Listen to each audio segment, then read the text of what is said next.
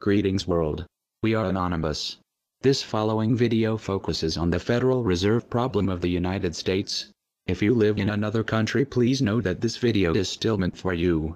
The problem will affect everybody around the world as the Federal Reserve is present in all countries. Watch this video and see what has happened to the United States so you can see what you and the world are up against. We must all unite together to fight our oppressors. Please pay attention.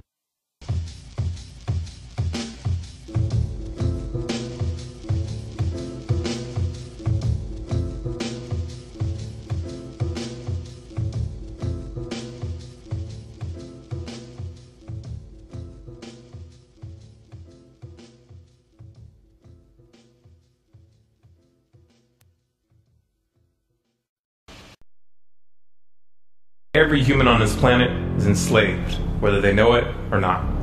This is not the crude and primitive slavery of ancient times. It does not rely on whips and shackles to keep the oppressed in their place. These tools have been rendered obsolete by much more sophisticated methods. That most of the enslaved are unaware of their condition and would in fact argue fiercely that they are free is a testament to the effectiveness of these invisible chains. You've heard the expression, money makes the world go round. There's truth in that. Money is the prime motive for human labor in modern civilization. If you want food, shelter, and clothing, you must have money. And unless you're part of that tiny minority that has more money than they could ever spend in their lifetime, then you must work, beg, or steal for that money. That's why you get up in the morning and go to work, even if you hate your job. And that's why the specter of unemployment is more terrifying for most people than the prospect of spending 50 years of their life performing menial tasks within the confines of a fluorescent-lit cubicle. Of course, in Western countries, some are fortunate enough to have pulled away from the brink and do not live in fear that their basic needs will be met, at least for now. And yet they keep spinning the hamster wheel. Why is that? Could it be because money and the bling that it buys have become symbols of status and prestige? Money offers an illusory form of social validation, but even those who are not caught up in distinguishing themselves by how much they accumulate still must acknowledge the social stigma that comes with poverty. The combination of these primal motivators, the need for food, shelter, clothing, and social validation, is a very powerful force. It's enough to drive humans to engage in all forms of activity, even to the point of harming themselves or others in the process. The accumulation of money is therefore an accumulation of social and psychological power, and those who control the creation of money control this power at its source. So who controls the creation of money? Well, in the case of the US dollar, it's not the government. This shouldn't be an earth-shattering revelation. The fact that the Federal Reserve is a private institution owned by a cartel of the world's most powerful banks is quickly becoming common knowledge. Even the mainstream media doesn't deny it at this point. However, the full extent of what this means is only clear when you understand how the banking system really works. And unfortunately, this isn't something we're taught in school. Once you have it explained to you in simple terms, you'll understand why. Every dollar in circulation is loaned into existence by a bank. The process begins with the Federal Reserve when they loan out money to the US government and to other entities. You've probably heard this talked about before, especially in regards to the interest rate on those loans, which the Federal Reserve raises and lowers depending on economic conditions. But what's never talked about in the mainstream is the fact that the Fed isn't actually loaning out money that they have. They are merely typing those dollars into existence on a computer. You may be inclined to believe that this money is based on some physical backing like gold, but you would be mistaken. The Federal Reserve hasn't owned any gold since the 1930s. The Federal Reserve does not own any gold at all. We have not owned gold since 1934. So we have not engaged in any gold swaps. When the Federal Reserve loans money to the US government gives the Federal Reserve government bonds in exchange. These bonds are simply written promises to pay back the money that was loaned to them with interest through taxation. So to be clear here, the government is taking out a loan from a bank that is creating that money out of thin air, and they're expecting you, the taxpayer, to cover that loan. The absurdity of this arrangement is even more obvious when you realize that up until 1913, the US government created its own money and had no need for a bank to play the part of a middleman. That new money loaned out by the Federal Reserve enters circulation through the banks, accumulates in the banks, and in the end the banks end up holding all the cards. Not necessarily for the reasons you may imagine. Contrary to popular belief, the majority of money in circulation isn't actually created by the Federal Reserve, but rather by the ordinary banks that businesses and individuals use for their checking, savings, and mortgages. How is this possible? Well, like the Federal Reserve, ordinary banks are allowed to loan out money that they don't have. There are, of course, restrictions. Banks are only allowed to loan out 10 times the amount of money that they actually have. So if Wells Fargo has $1,000, they can loan you $10,000 and they expect you to pay back that $10,000 plus interest. This is called fractional reserve banking.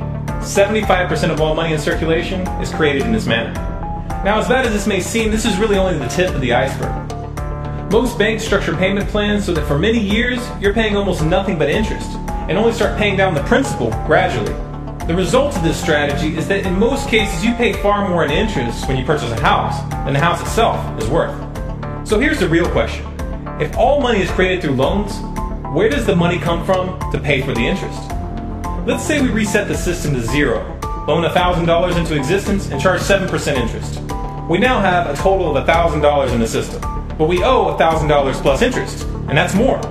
The interest ensures that there's always more debt than money in circulation, because the money to pay the interest doesn't exist. Never has, never will. This would be obvious if there was only one loan being issued to one person in this manner, but when performed on a global scale, the reality is hidden and is transformed into a game of musical chairs where the person ending up without a seat faces bankruptcy and financial ruin. Because every dollar in existence is tied to a debt, this creates an unseen force that draws those dollars back to the banks, kind of like gravity attracts a physical object to Earth.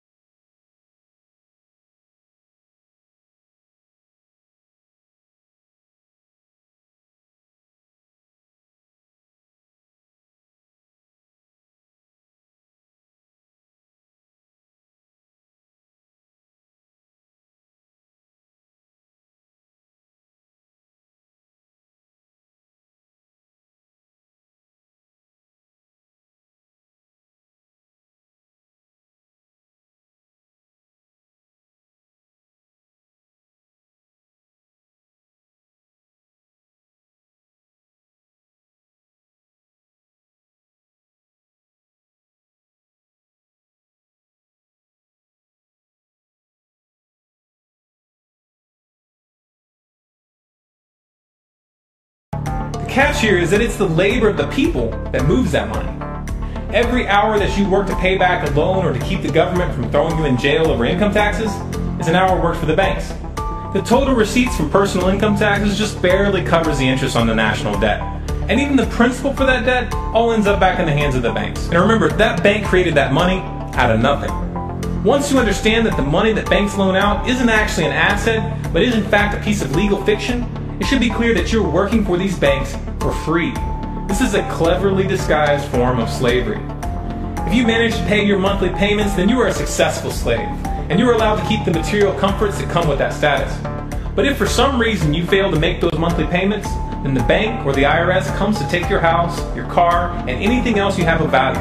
And if somehow, even with this enormous financial advantage, the banks still get themselves into trouble, you, the taxpayer, will be forced to bail them out. No matter what, the banks win. To say the game is rigged is an understatement. You might be inclined to think that if you live outside the United States and you don't use dollars, then this situation has no bearing on your life. But you would be wrong. The dollar is both the world reserve currency and the only currency in which oil is sold on global markets. This is often referred to as the petrodollar status.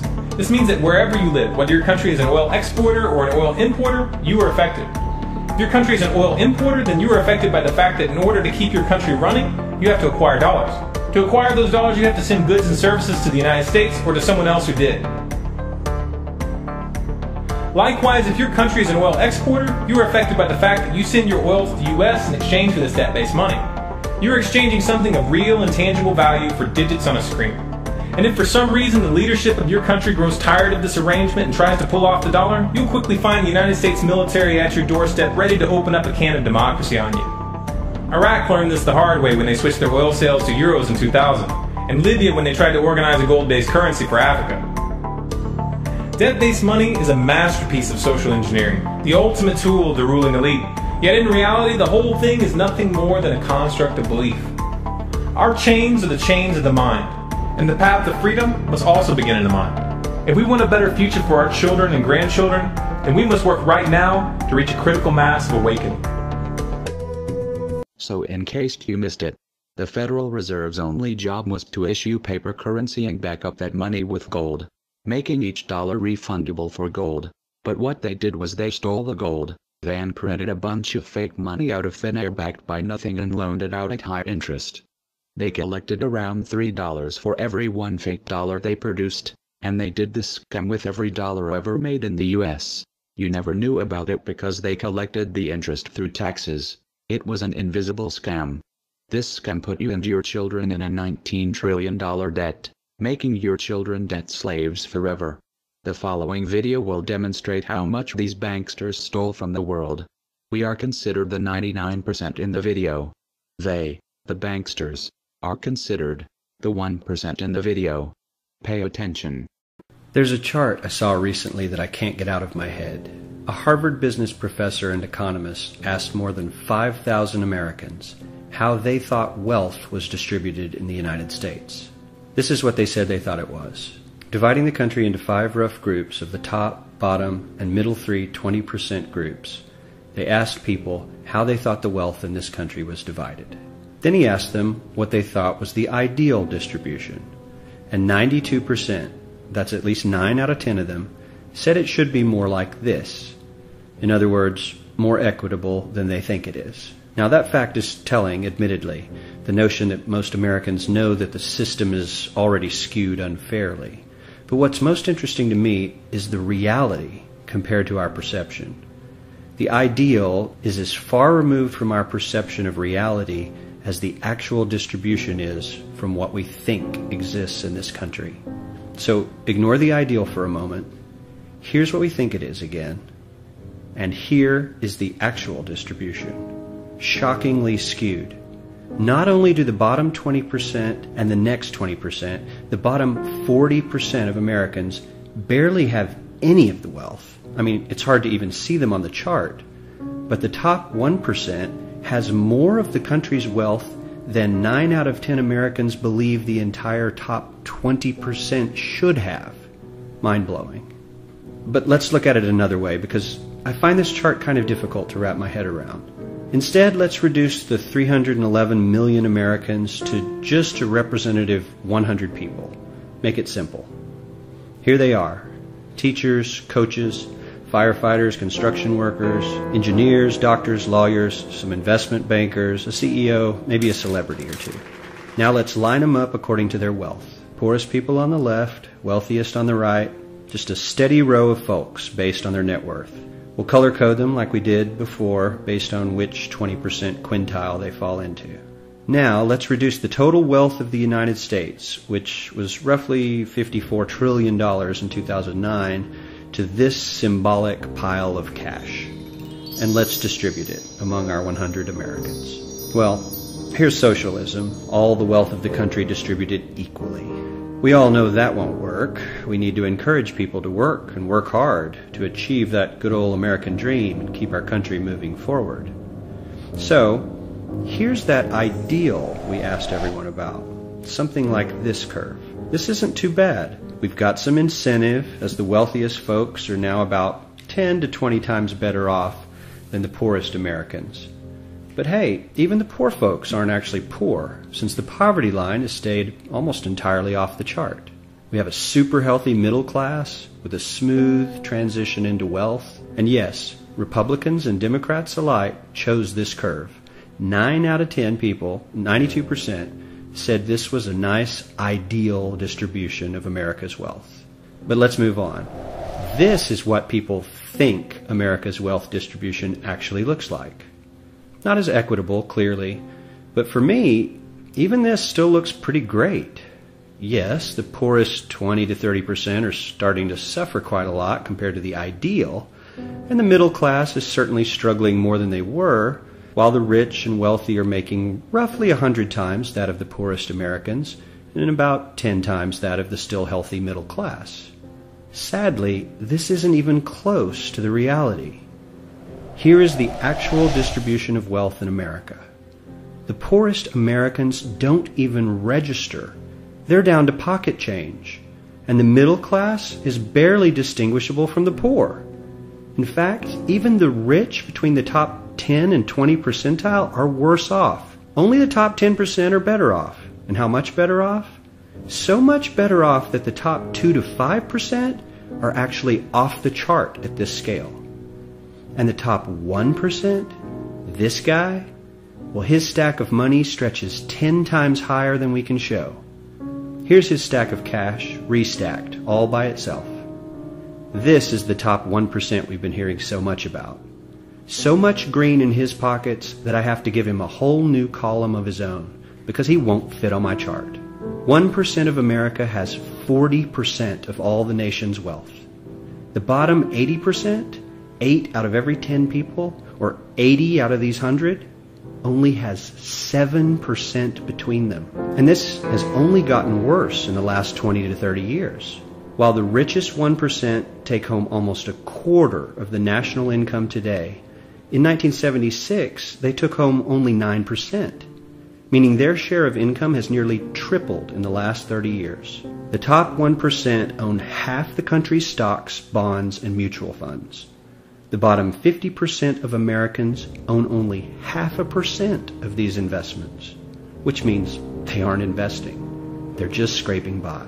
I'm sure many of these wealthy people have worked very hard for their money. But do you really believe that the CEO is working 380 times harder than his average employee? Not his lowest paid employee, not the janitor, but the average earner in his company. The average worker needs to work more than a month to earn what the CEO makes in 1 hour.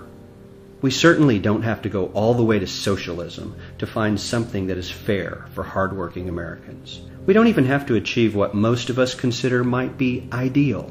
All we need to do is wake up and realize that the reality in this country is not at all what we think it is.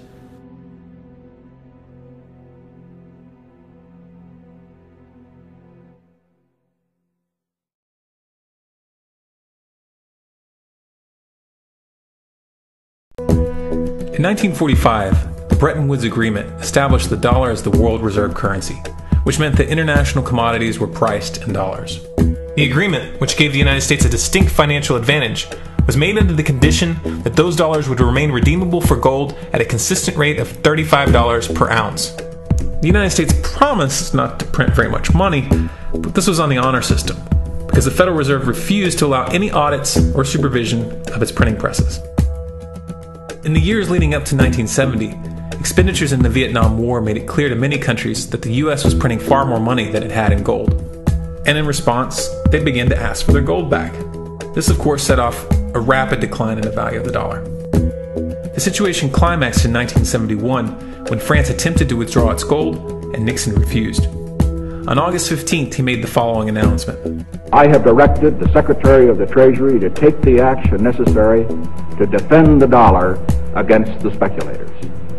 I have directed Secretary Connally to suspend temporarily the convertibility of the dollar into gold or other reserve assets, except in amounts and conditions determined to be in the interest of monetary stability and in the best interest of the United States.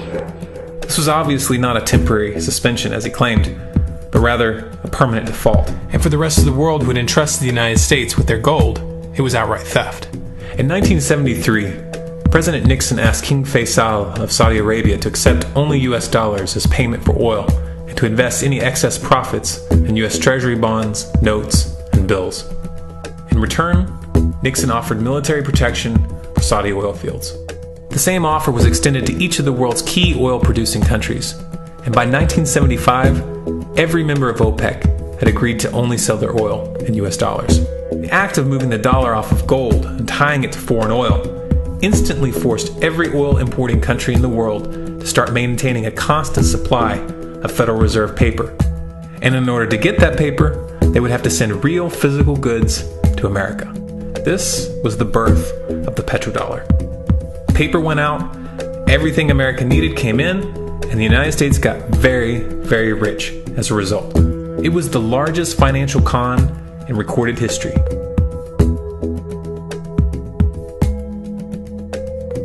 The arms race of the Cold War was a game of poker. Military expenditures were the chips, and the US had an endless supply of chips. With the petrodollar under its belt, it was able to raise the stakes higher and higher, outspending every other country on the planet, until eventually U.S. military expenditures surpassed that of all other nations in the world combined. The Soviet Union never had a chance. The collapse of the communist bloc in 1991 removed the last counterbalance to American military might. The United States was now an undisputed superpower with no rival.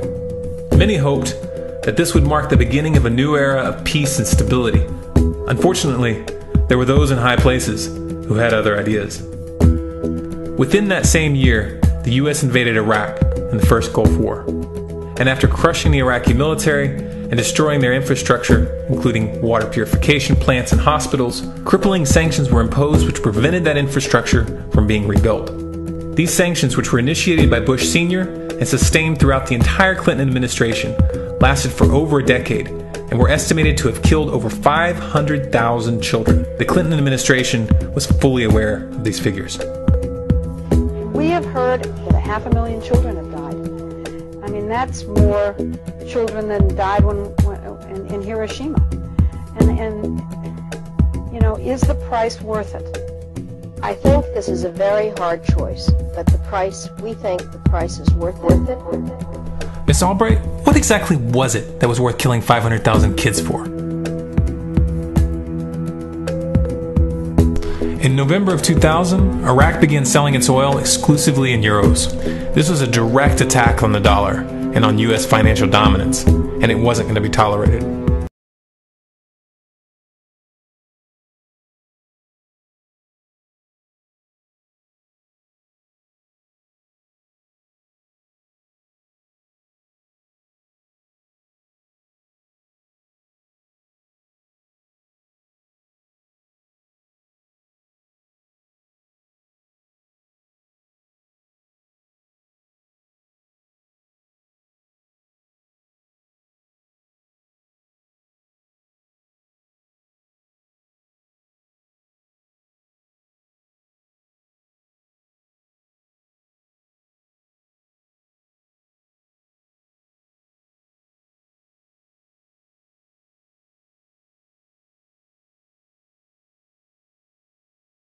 Of the mainstream media began to build up a massive propaganda campaign claiming that Iraq had weapons of mass destruction and was planning to use them. In 2003, the US invaded, and once they had control of the country, oil sales were immediately switched back to dollars. This is particularly notable due to the fact that switching back to the dollar meant a 15 to 20% loss in revenue due to the euro's higher value. It doesn't make any sense at all unless you take the petrodollar into account.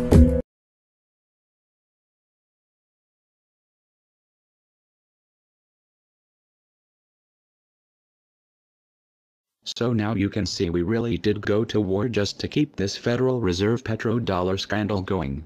And if you think our country didn't commit 9/11 to go to war, do a little research on Operation Northwoods. It was a plan to fly multiple planes into real towers with real people, to go to war with Cuba. Congress signed off to do this act of terrorism. All branches of military did as well. The government kills for the banks. Our country is ran by the banksters.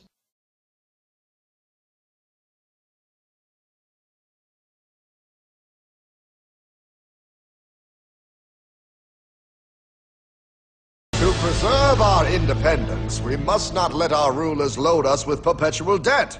We must make our choice between economy and liberty or profusion and servitude. I place economy among the first and most important of Republican virtues, and public debt is the greatest of the dangers to be feared.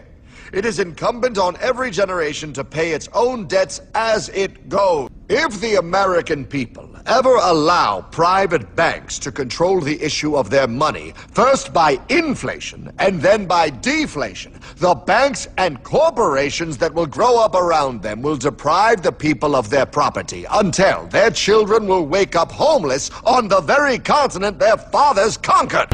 The Federal Reserve made so much profit from this money scandal they were able to literally control the government. They meet every year with politicians, presidents and many corporate giants where they control everything behind closed doors. These people control everything. This meeting is called Bilderberg Group. The Federal Reserve bankers are what are commonly referred to as the Illuminati. This is not a conspiracy. Past presidents have warned you many times this is not a conspiracy.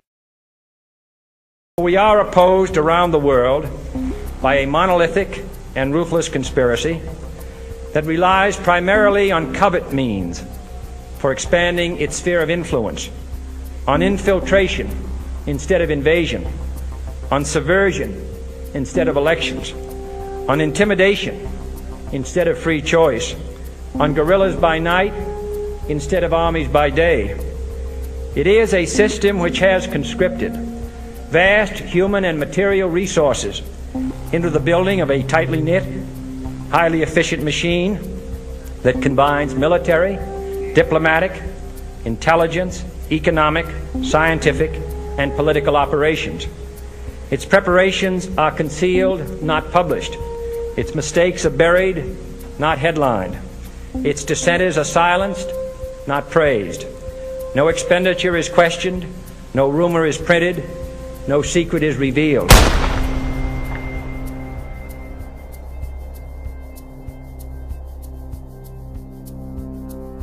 What's happening? Where am I? I believe perhaps you understand now, pal, but you are afraid. JFK, Hartman, what does this have to do with my house and my dog? Oh, okay, that's enough. I want to go home now. This is the last president to stand up to the Fed. You must see. On June 4, 1963, President Kennedy signed Executive Order 11110. This executive order empowered the U.S. Treasury to issue real money without the Fed. It would have worked. Kennedy's plan to dismantle the Federal Reserve machine had begun. 6 months later, John F. Kennedy went to Dallas and never returned. No way! No way they could do that!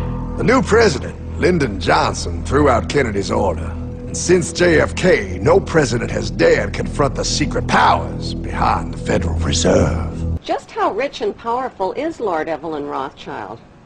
Historically, the Rothschild family wealth was hidden in underground vaults. The Rothschild secret financial records were never audited and never accounted for. Their family commissioned biographies give the illusion that their family fortune has dwindled, but researchers estimate their wealth at close to $500 trillion, more than half the wealth of the entire world. Besides their many castles, palace mansions, wineries, racehorses, and exotic resorts, the Rothschilds bought Reuters in the 1800s. Reuters then bought the Associated Press, which selects and delivers the same news stories to the entire world, day after day. They have controlling interest in 3 major television networks and easily avoid media attention since they own it. They also fix the world price of gold on a daily basis and profit from its ups and downs. Over the centuries, the Rothschilds have amassed trillions of dollars worth of gold bullion in their subterranean vaults and have cornered the world's gold supply. They own controlling interest in the world's largest oil company, Royal Dutch Shell. They operate phony charities and offshore banking services where the wealth of the black nobility and the Vatican is hidden in secret accounts at Rothschild Swiss banks, trusts, and holding companies. Although Evelyn Rothschild looks like a harmless gray-haired old man, make no mistake about it, Rothschild and his ancestors have handpicked presidents, crashed stock markets, bankrupted nations, orchestrated wars, and sponsored the mass murder and impoverishment of millions.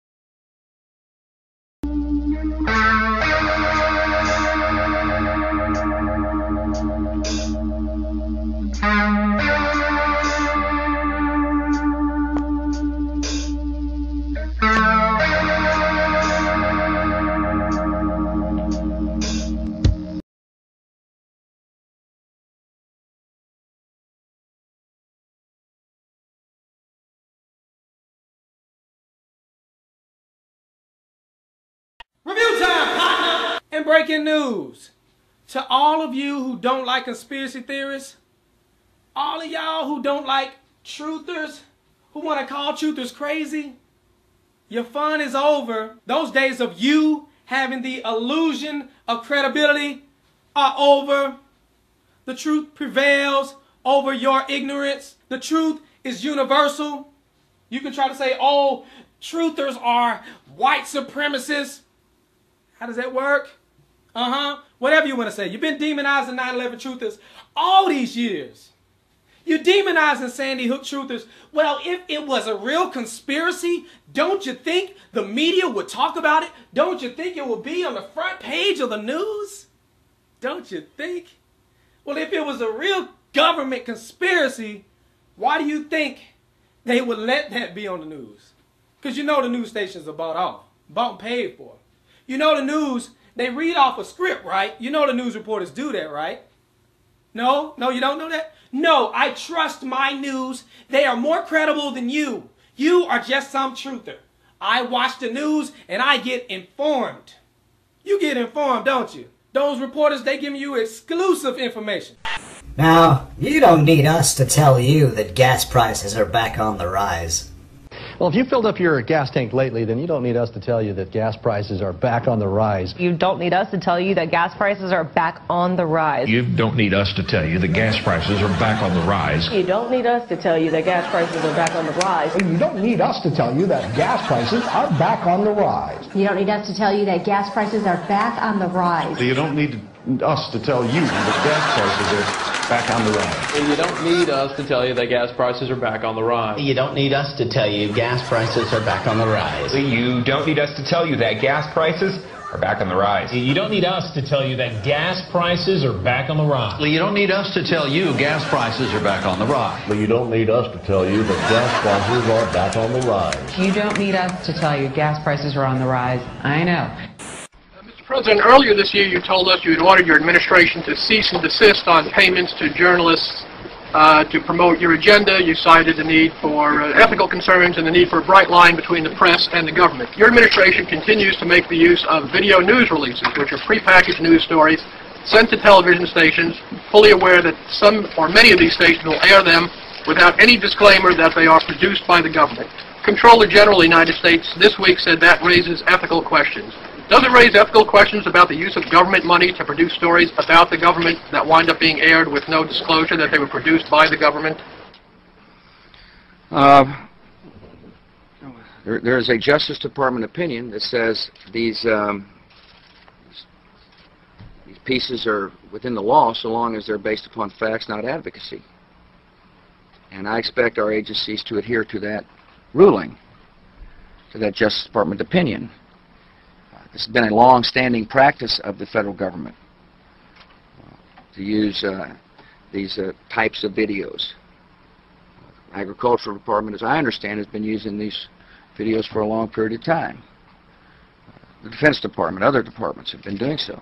It's important that they be based upon the guidelines set out by the Justice Department. Now, I think it'd be helpful if local stations then disclose to their viewers if that's, that this was based upon a factual report and they chose to use it.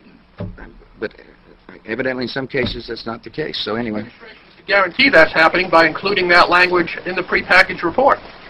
Yeah, I don't, look, oh, you mean a disclosure? I'm George W. Bush and I... Well, some way to make sure it couldn't air without the disclosure that you believe is so vital. Ken, I mean, there's a procedure that we're going to follow, and the local stations ought to, if there's a deep concern about that, ought to tell their viewers what they're watching. Conan O'Brien may be about to push the envelope on late-night television. Conan O'Brien may be about to push the envelope on late-night television. Conan O'Brien may be able to push the envelope on late-night television. Conan O'Brien may be about to push the envelope on late-night television. Conan O'Brien may be about to push the envelope on late-night television. Conan O'Brien may be about to push the envelope on his late-night television. Conan O'Brien may be about to push the envelope on late-night television. Conan O'Brien may be about to push the envelope on late-night television. Conan O'Brien may be about to push the envelope on late-night TV. Conan O'Brien may be about to push the envelope on late-night television. For these anchors to ask no questions, do no fact-checking, and hold no differing interpretation of the news they're delivering is not only absurd, it's downright dangerous.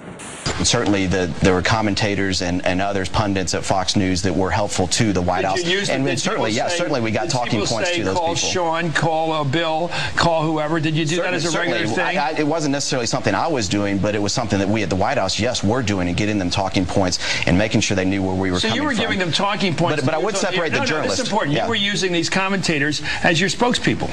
Well, certainly. I mean, certainly. I think that happens to both ways when people go on other networks as well that are favorable towards the Democrats and so forth. Nobody's ever fed me any crap like that, so I don't know what you're talking about. Well, you're an independent-minded guy. Thank you.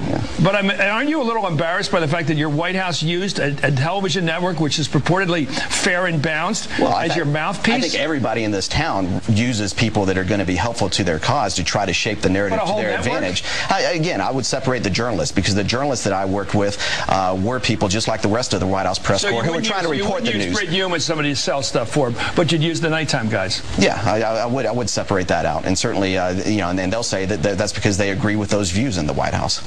Well, they didn't need a script, though, did they? Well, probably not. Economic factors may take some spring out of the Easter Bunny's step this year. In consumer news, economic factors may take some spring out of the Easter Bunny step this year. Economic factors may take some spring out of the Easter Bunny step this year. Economic factors may take some spring out of the Easter Bunny step this year. Economic factors may take some spring out of the Easter Bunny step this year. Economic factors may take some spring out of the Easter Bunny step this year. Economic factors may take some spring out of the Easter Bunny step this year. Economic factors may take some spring out of the Easter Bunny step this year. Economic factors may take some spring out of the Easter Bunny step this year. Economic factors may take some spring out of the Easter Bunny step this year. Economic factors may take some spring out of the Easter Bunny step this year. Economic factors may take some spring out of the Easter Bunny step this year. Economic factors may take some spring out of the Easter Bunny step this year. Economic factors may take some spring out of the Easter Bunny step this year. Economic factors may take some spring out of the Easter Bunny step this year. It's the third time I've said that. I'll probably say it 3 more times. See, in my line of work, you got to keep repeating things over and over and over again for the truth to sink in, to kind of catapult the propaganda.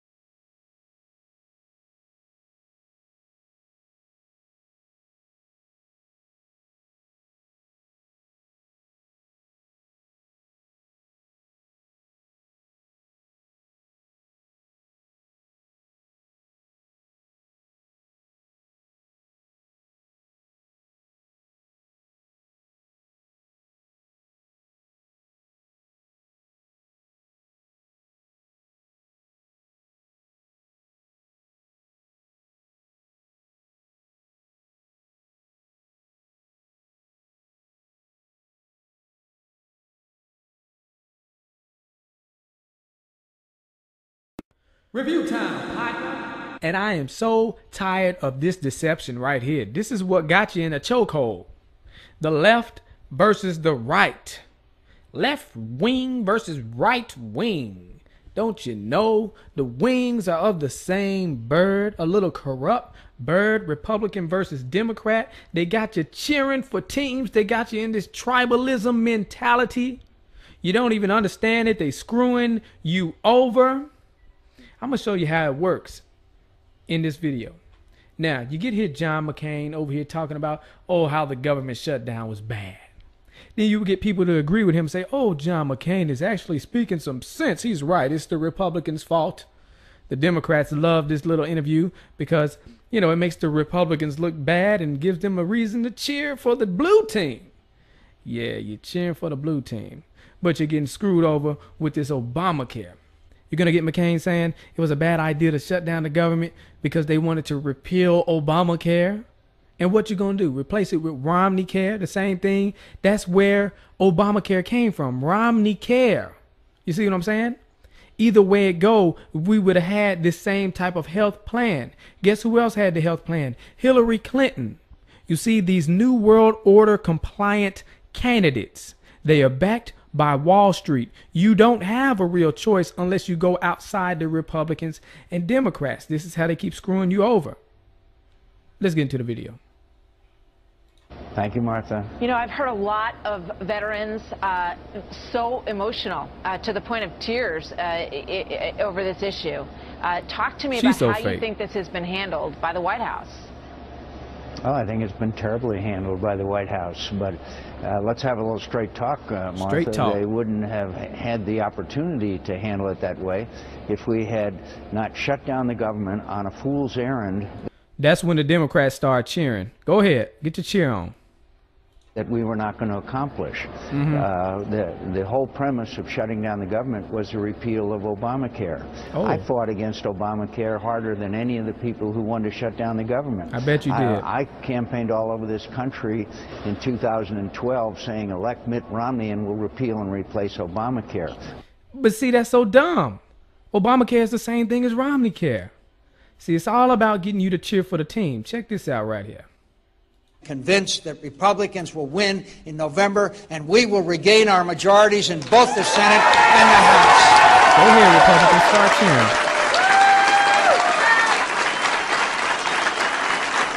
Why are you blinking like that?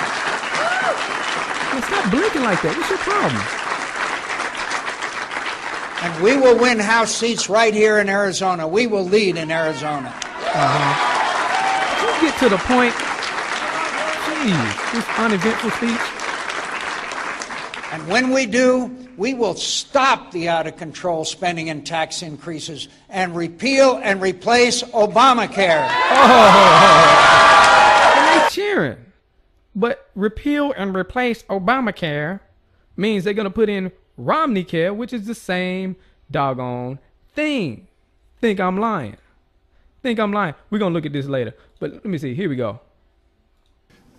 Governor Romney said this has to be done on a bipartisan basis. This was a bipartisan idea. In fact, it was a Republican idea. And Governor Romney, at the beginning of this debate, wrote and said, what we did in Massachusetts could be a model for the nation. And I agree that the Democratic legislators in Massachusetts might have given some advice to Republicans in Congress about how to cooperate. Listen to them now. But the fact of the matter is, we use the same advisors, and they say it's the same plan. Wow. The same doggone plan. Let's look at this. There are some terrific Republican ideas. Mitt Romney in Massachusetts has initiated mandatory insurance so that everybody has to buy in, but then the government helps out those who can't afford it. Those kinds of bold initiatives, I think the Democrats have to put forward bold as heck. If, in fact, we can credibly claim that we can run the country and not simply criticize on the sidelines. Now, this is key. This is in 2006. You see, he's praising this individual mandate, too. It's funny he's doing that. So either way it go, we would have had this Obamacare, Romney Care plan. But remember, I said Hillary ran on that plan as well. Obama didn't seem to like the individual mandate. That's how he got elected. Well, one of the reasons that made him look good, because he said he wasn't for individual mandate. Let's check it out right here. Didn't represent her properly. They misrepresent her. Did they, and what do you say about that? Well, obviously, I think that they represented her position properly, which is that she supported in the past NAFTA, which has been pretty hard on Ohio. And we've had an ongoing discussion about health care. Both of us want to provide health care to all Americans. There's a slight difference, and her plan is a good one, but... Slight difference. This is the slight difference he's talking about. Check this out. She mandates that everybody buy health care. She'd have the government force every individual to buy insurance. Which is what Obamacare is. And I don't have such a mandate because I don't think the problem is that people don't want health insurance. It's that they can't. No, I don't want it. I don't want health insurance. Afford it. So I focus more on lowering costs. And this is a modest difference, but it's one that she's tried to elevate, arguing that because I don't force people to buy health care that I'm not insuring everybody. Well, if things were that easy, I could mandate everybody buy a house, and and that would solve the problem of homelessness. It doesn't. Uh-oh, watch out, y'all. He might do that next. So There you go. Obama with his lying self. Y'all need to stop with this. You're over here arguing, acting like you're against Obamacare, you Republicans. And they're talking about repeal and replace Obamacare with the same thing. What the heck is your problem? Get out of this tribalism mentality. And people who would say, oh, we need Hillary Clinton. Well, she down for the same plan. It's the same thing. It's the same scheme. And why in the heck do we have a president who not only tries to sell us on a product, but forces us to buy it and penalizes us if we don't? Precisely because the product is good. I want the cash registers to work. I want the checkout lines to be smooth. So I want people to be able to get this great product.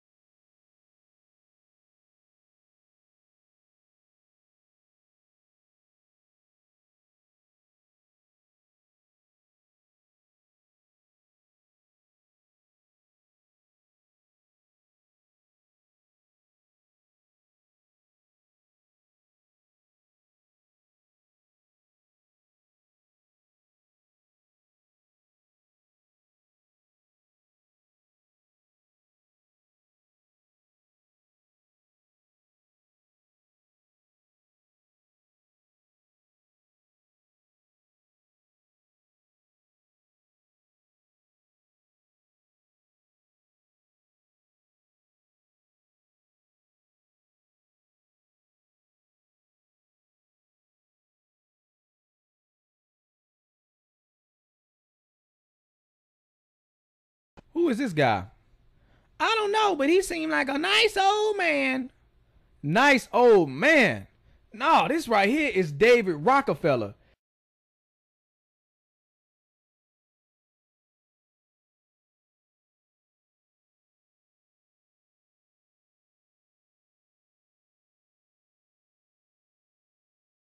This guy right here, you need to do some research on David Rockefeller. Feel free to do that whenever you get a chance. But people who know about this man right here, they know he is nothing but trouble. Rockefellers, come back. We don't want your new world order, you know? Leave Chile right now. Leave Chile. You are not... You're killing a lot of people. You're killing a lot of people. Leave here. Leave Chile right now. Leave Chile. Leave Chile. We don't want your world government. Leave Chile right now. Leave Chile, okay? Leave Chile. Your family is the most disgusting in the world, you know? Leave here. Leave. You also, you're a traitor to Chile. Mr. Agustin, you're a traitor to Chile, okay? You're a traitor to Chile. What you're doing right now, okay? Okay? Okay? You know everything. You know everything. You're participating with him. You're participating with him in this. Your world government will fail, okay? You heard what the man said. Leave Chile. Why was that man so mad at him? You want to know why? Because he knows the Rockefeller family is for the New World Order agenda. What is the New World Order agenda? Well, that is the plan of this secretive elite, this cabal, to bring about a one world government. And not only a one world government, but a one world currency. And not only a one world currency, but a one world religion to glue it all together, which would mean they would have total control. These small amount of people controlling the whole world has never happened before. What else is going on? Well, depopulation. These guys push for depopulation in third world countries. You can see here Henry Kissinger. Depopulation should be the highest priority of U.S. foreign policy towards the third world. So what they're doing is systematically killing off large populations of third world countries, and they're working to bring America to third world country status. They control the banks. They control the money. They will do it. That is their plan. And eventually they want to have the population down to an amount where they can control all the people. But you know what? You don't even have to take my word for it. I had a friend, Nick Rockefeller, okay, who was one of the Rockefeller family. And he, when I was running for governor in Nevada, he came to me, introduced himself to me through an attorney. And we became friends. We started talking about things. And I learned an awful lot from Mr. Rockefeller. And one of the things that we used to talk about was the ultimate plan of the banking industry, what they wanted to accomplish. And the goals of the banking industry, not just the Federal Reserve System, but the private banks in Germany and England, all over Italy, all over the world, they all work together. They're all central banks, and they're all part of the Communist Manifesto. You know, central banking is one of the major planks of the Communist Manifesto. We talk about America being a capitalistic country, but yet at the same time we have a central bank that plans everything for us, right? And the graduated income tax is another plank of the Communist Manifesto, right? So right there you have two major planks of the Communist Manifesto that have been brought in because of the Federal Reserve System, okay? So the ultimate goal that these people have in mind is the goal to create a one-world government where everybody has an RFID chip implanted in them. All money is to be in those chips, right? There'll be no more cash. And this is given me straight from Rockefeller himself. This is what they want to accomplish. And all money will be in your chips. And so instead of having cash, anytime you have money in your chip, they can take out whatever they want to take out whenever they want to. If they say you owe us this much money in taxes, they just deduct it out of your chip digitally. Total control. Total control. And if you're like me or you, and you're protesting what they're doing, they can just turn off your chip. And you have nothing. You can't buy food. You can't do anything. It's total control of the people. And that chip's connected to a database that has your purchasing records, what you do. Everything is in there, you know? And so they want a one-world government controlled by them, everybody being chipped, all your money in those chips, and they control the chips, and they control people. And you become a slave. You become a serf to these people. That's their goal. That's their intentions. And if you look here, he even tells you this is what he is about. Some people believe we are part of a secret cabal working against the best interests of the United States, characterizing my family and me as internationalists, and of conspiring with others around the world to build a more integrated global political and economic structure. One world, if you will. If that's the charge, I stand guilty and I am proud of it. That's David Rockefeller telling you he wants this new world order. Well, he didn't say new world order. Oh, so you need him to say new world order. Okay. All we need is the right major crisis, and the nations will accept the new world order. See that? That's why you got to pay attention. But before we break it down, I want you to see this.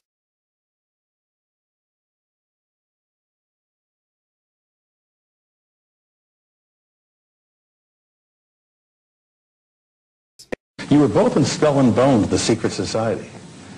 It's so secret we can't talk about it. What does that mean for America? The conspiracy theorists are going to go wild. I'm sure they are. I don't know. I haven't seen the web. Number 322?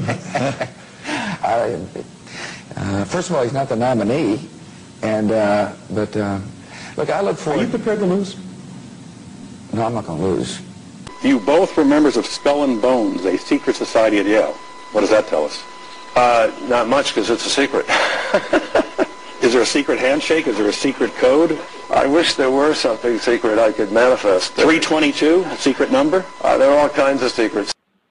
We had a worldview. Republican and Democratic presidents alike, from Harry Truman to George Bush, stood for freedom and stood for certain propositions that would make America strong and healthy and grow the middle class and shrink poverty and stand against communism. And after 1989, President Bush said, and it's a phrase that I often use myself, that we needed a new world order. We have before us the opportunity to forge for ourselves and for future generations a new world order, a world where the rule of law, not the law of the jungle, governs the conduct of nations.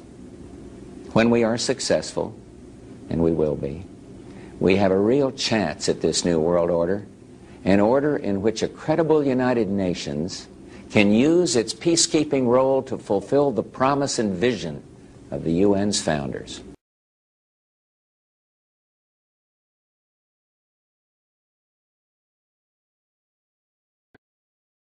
the affirmative task we have now is to actually create a new world order.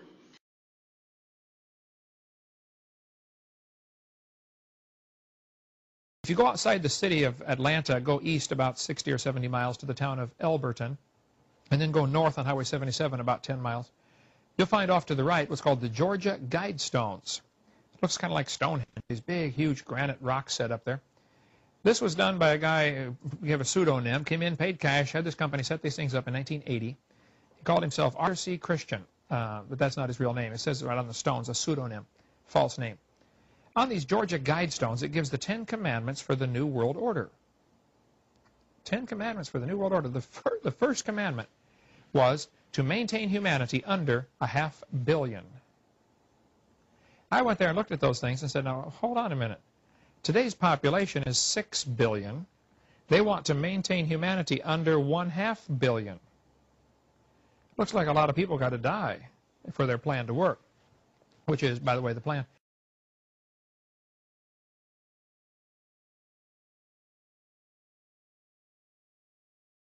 Jacques Cousteau said we'd have to eliminate 350,000 people a day. 1/3 of a million people a day would have to be eliminated to save Mother Earth. Bill Clinton said we need to reduce the population of the earth to 1 billion. There are a lot of folks who would like to reduce the population of the earth. The Bible command is quite the opposite.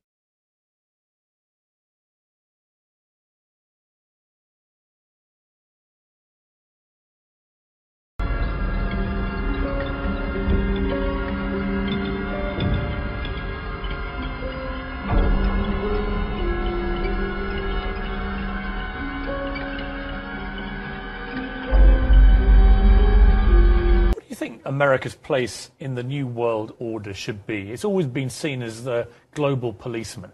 But as you said before, you know, it's hard to see with all these military conflicts where the winner and loser lies. What should America be doing I think globally? The global policeman should be the United Nations. And I don't think we should need one. I think we should use courts the way we do in civilian life. It's time to put war and conflict, armed conflict behind us and move on and start acting like civilized, educated human beings. Oh, you're so civilized, Ted. Let's look at your quote. A total population of 250 to 300 million people, a 95% decline from present levels would be ideal. That's Ted Turner, founder of CNN and New World Order supporter. You see, he donated $1 billion to the United Nations. This man is down for the depopulation agenda. He wants a one-child policy for 100 years, yet he got 5 kids. And you got to pay attention, because these jokers will tell you that they selling out. And they do that just so it'll go over your head. So you'll be like, oh, well, they didn't really mean that. They're just being sarcastic. It's not that serious. But then at the same time, people be like, oh, well, I ain't gonna believe that unless they tell me. He telling you right here. We get Shaq admitting to the whole world that he's a Freemason and he is proud of it.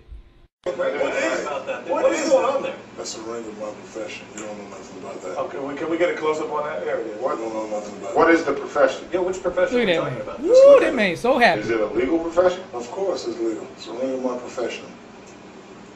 I'm trying to read it. Okay. It's too many times. He's like, yep, I'm a Freemason and ain't nothing you can do. Mason, are you a Mason? Of course. And all them jokers around him know what's going on. That's a secret ceremony. Well, you might as well put your pinky out when you drink your drink. Put your pinky out. You're involved in the secret ceremonies with the candles and the... Everyone wears... Anyway, the Clippers. The Clippers. Ring, but that is impressive, Mr. O'Deal. I don't have a championship. Anyway, so the Clippers... Well, yeah, I have 4. 2 exactly. Those he doesn't wear. Those he doesn't wear. The Clippers, yeah. As I was blinded by success. Look at that man right there. That's impressive. I'm blinded by success. See, they know what the deal is when you're a Freemason. You know, they get all these movie roles and all these deals. Matter of fact, Shaq was on Grown Ups 2. It was one of the worst movies I have ever seen. Oh my gosh. Terrible. Anyways, he on there. There go your boy Shaq. Shaq's a Freemason. Bring it right back to David Rockefeller. All we need is the right major crisis and the nations will accept the New World Order. So they're going to bring out a problem, and then they are going to offer a solution. One of their plans is to devalue the dollar so that it barely has any buying power. So then you go to the store, you can barely buy anything. You see the food on the shelf, but you can't afford it. What happens then? People start going crazy. People start to panic. Then people start robbing each other. People start killing each other. So then we need to bring in the police state. Oh, we're asking the government for help. And surely they are here to bring the order out of chaos. But it's not just any order. It is the new world order. And not only that, but they're going to bring about a one world currency to replace the old currency. And then they're going to bring it into a cashless society where you got to get the chip. All your money being on the chip. And also to glue it all together, the one world religion. Where these sellouts come to play, they are new world order compliant. They are here to sell you the agenda. They're going to let you know how cool it is to get a microchip in your arm. Some of y'all might think it's cool, but I know a lot of y'all don't like this type of stuff. So I'm just making sure you are aware of their agenda.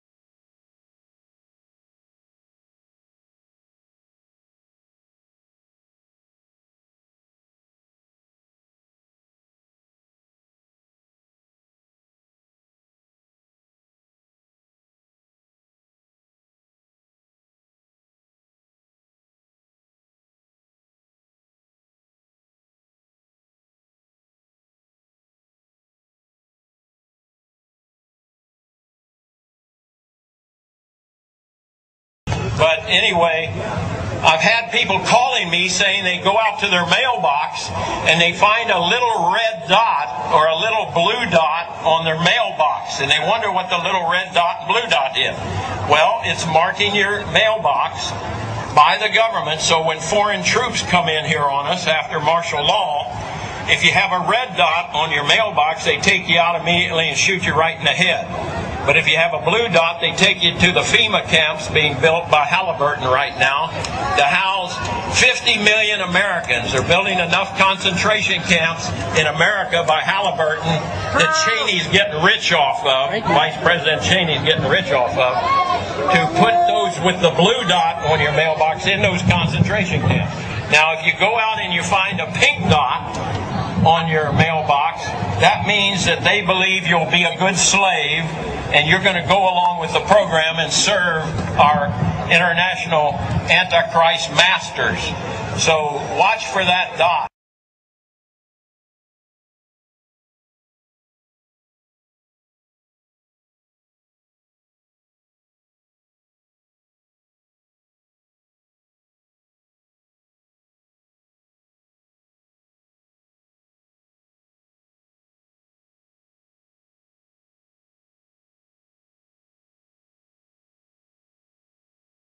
Listen to this, folks. I was pulled to the side road, which was a new cut gravel dirt road in front of a business, a builder supply business. And the right side of the road was filled with, which I thought was portable toilets. I never looked at them that close. Same in color, maybe black, but which was an odd color. And I asked him about the field of black boxes. What were they? Because I'd never seen anything like that. And his statement was that if he told me, I would be one of few people in Madison, Georgia that knew about them. And he says they're disposable coffins, I believe he told me. And he says there's 100, at that time he said there was 125,000 there.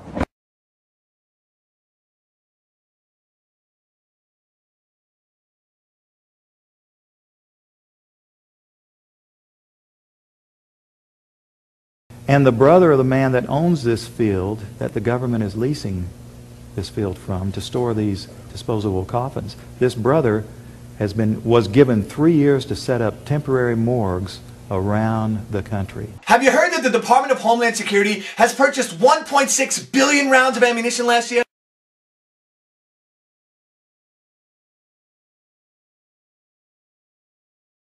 I mean, that's going to cost millions and millions of dollars. Correct me if I'm wrong, but isn't this country broke? I mean, you turn on the TV, you hear how we're laying off air traffic controllers, how people are going to die because of it. I mean, Harrison Ford is in a tizzy, and we're spending this much money on bullets? Do you know that 1.6 billion rounds of ammunition is enough to fight a 20-year war and still have bullets left over? My question is, who is the Department of Homeland Security planning to shoot? Do you realize that over the past couple of months, our government has tried to pass bills through Congress allowing them to arrest American citizens without due process, allowing them to kill American citizens without due process?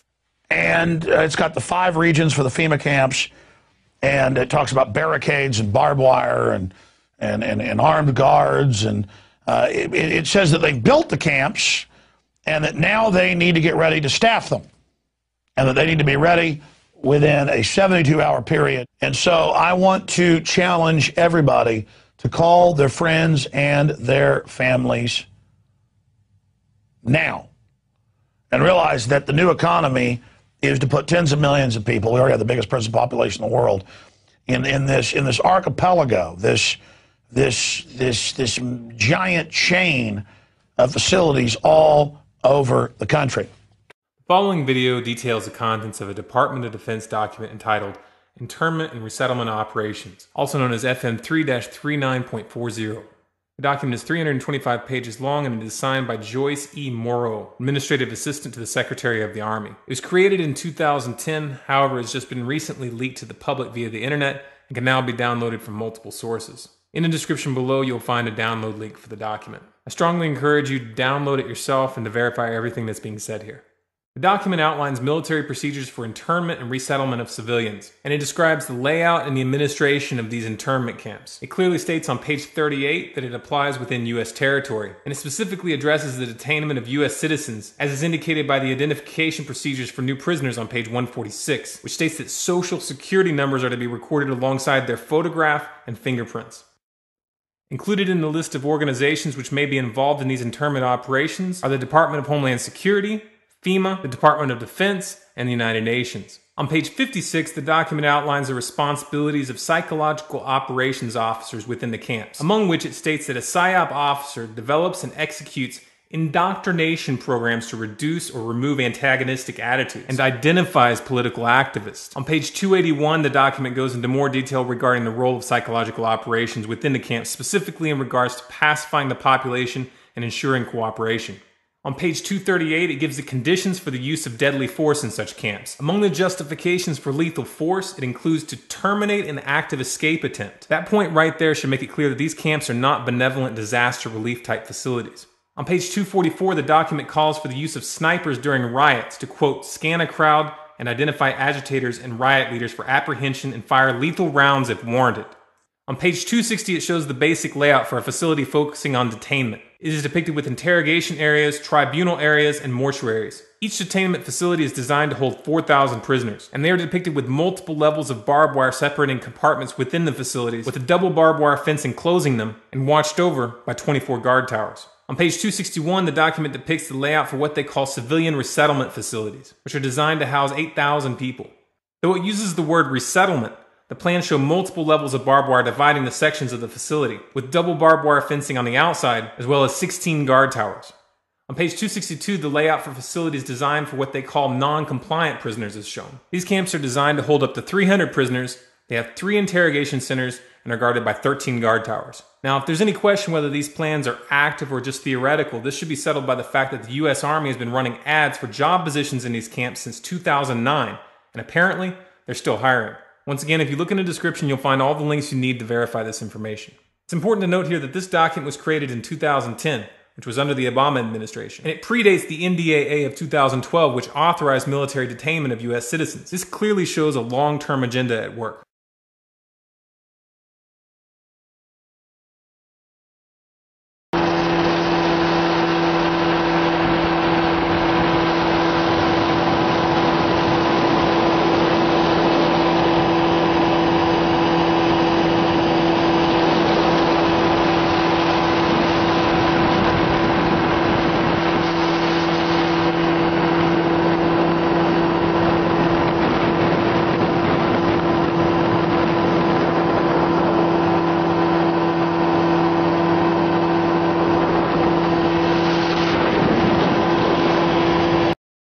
He's saying he's a military police, and he says, and we've been sent footage before by military police and others, so I want this footage of them in briefings openly talking about gun confiscations. Now, that's now in the manuals that they're training to quarantine cities and towns and confiscate guns. We've had Navy SEALs on confirming it.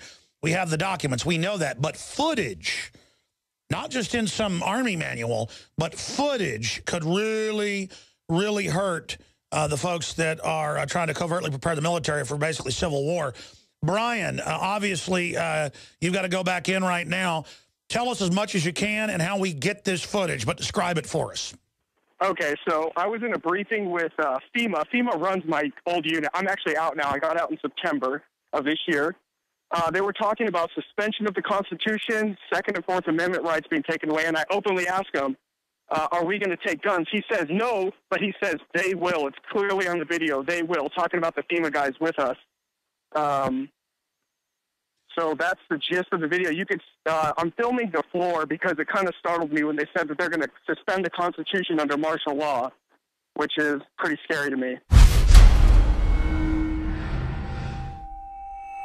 Essentially, yeah, we pretty much at that time, your Second Amendment, all your rights, First Amendment rights, pretty much everything is not that moment. Just interrupted. Yeah. So you said that martial law suspends their Second Amendment, so I'm not going to, but would you say we would take weapons from people?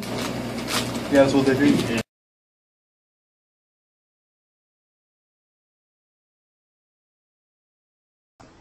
President Obama today proposed something new, something called prolonged detention. Doesn't sound that bad, right? Prolonged detention. Did you ever see the movie Minority Report? It was based on a Philip K. Dick short story. Came out in 2002. It starred Tom Cruise, remember? He played a police officer in something called the Department of Pre-Crime. Pre-crime is where people are arrested and incarcerated to prevent crimes that they have not yet committed. Mr. Marks, by mandate of the District of Columbia Pre-Crime Division, I'm placing you under arrest for the future murder of Sarah Marks and Donald Dubinos. Take place today, April 22nd, at 0800 hours, 4 minutes. No, I didn't do anything. You didn't do anything, but you're gonna. future murder. Creepy, right? Putting somebody in jail not for what they've done, but for what you're very sure they're going to do? There may be a number of people who cannot be prosecuted for past crimes. In some cases because evidence may be tainted, but who nonetheless pose a threat to the security of the United States. We're not prosecuting them for past crimes, but we need to keep them in prison because of our expectation of their future crimes. Al-Qaeda terrorists and their affiliates are at war with the United States, and those that we capture, like other prisoners of war, must be prevented from attacking us again. Prevented. We will incarcerate people preventively. Preventive incarceration. Indefinite detention without trial. That's what this is. That's what President Obama proposed today, if you strip away the euphemisms. One civil liberties advocate told the New York Times today, quote, "We've known this was on the horizon for many years, but we were able to hold it off with George Bush. The idea that we might find ourselves fighting with the Obama administration over these powers is really stunning." And it is stunning.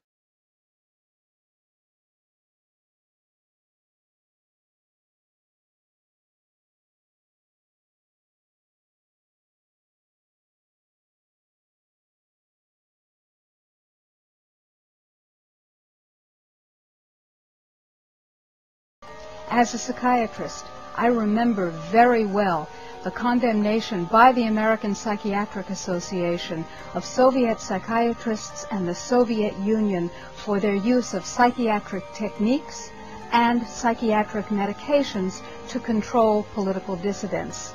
Sadly, shockingly, we in the United States have become those same oppressors.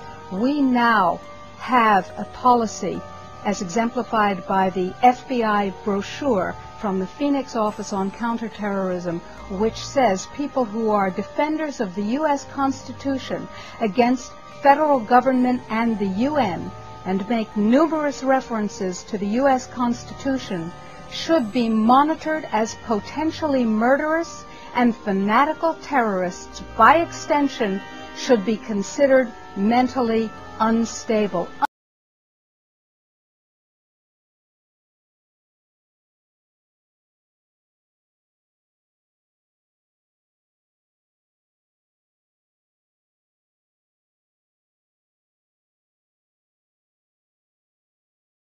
Department of Justice memo, which tells local police what should you be looking out for in kind of everyday terrorism prevention and terrorism watch activities.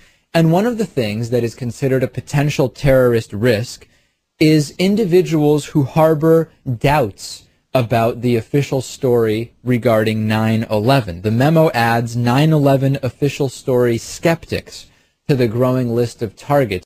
Know good and well that someday there could be a government in power that is shipping its citizens off for disagreements. There are laws on the books now that characterize who might be a terrorist. Someone missing fingers on their hands is a suspect, according to the Department of Justice. Someone who has guns, someone who has ammunition,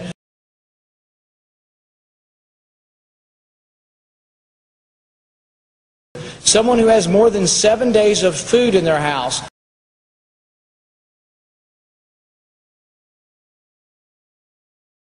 can be considered a potential terrorist.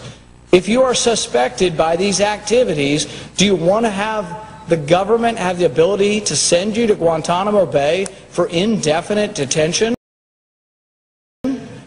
A suspect. We're not talking about someone who has been tried and found guilty. We're talking about someone suspected of activities. President Obama is now allowed to write in laws without consent from Congress, making us no different than a dictatorship. The president has just signed many executive orders that allows the government to take your assets, your homes, your children, transportation, and gives the government permission to put you into concentration camps and labor camps. If you do not believe me, here are the executive orders. Read them yourself. Here we go. Executive Order 10990 allows the government to take over all modes of transportation and control of all highways and seaports. Executive Order 10995 allows the government to seize and control the communication media. Executive Order 10997 allows the government to take over all electrical power, gas, petroleum, fuels, and minerals. Executive Order 10998 allows the government to seize all means of transportation, including personal cars, trucks, or vehicles of any kind, and total control over highways, seaports, and waterways.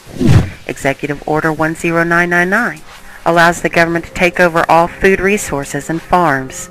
Executive Order 11000 allows the government to mobilize civilians into work brigades under government supervision. Executive Order 11001 allows the government to take over all health, education, and welfare functions.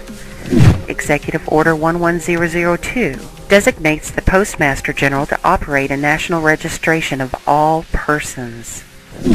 Executive Order 11003 allows the government to take over all airports and aircraft, including commercial aircraft.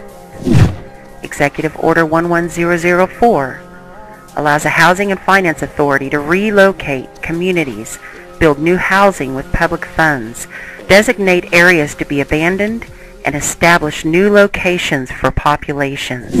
Executive Order 11005 allows the government to take over railroads, inland waterways, and public storage facilities.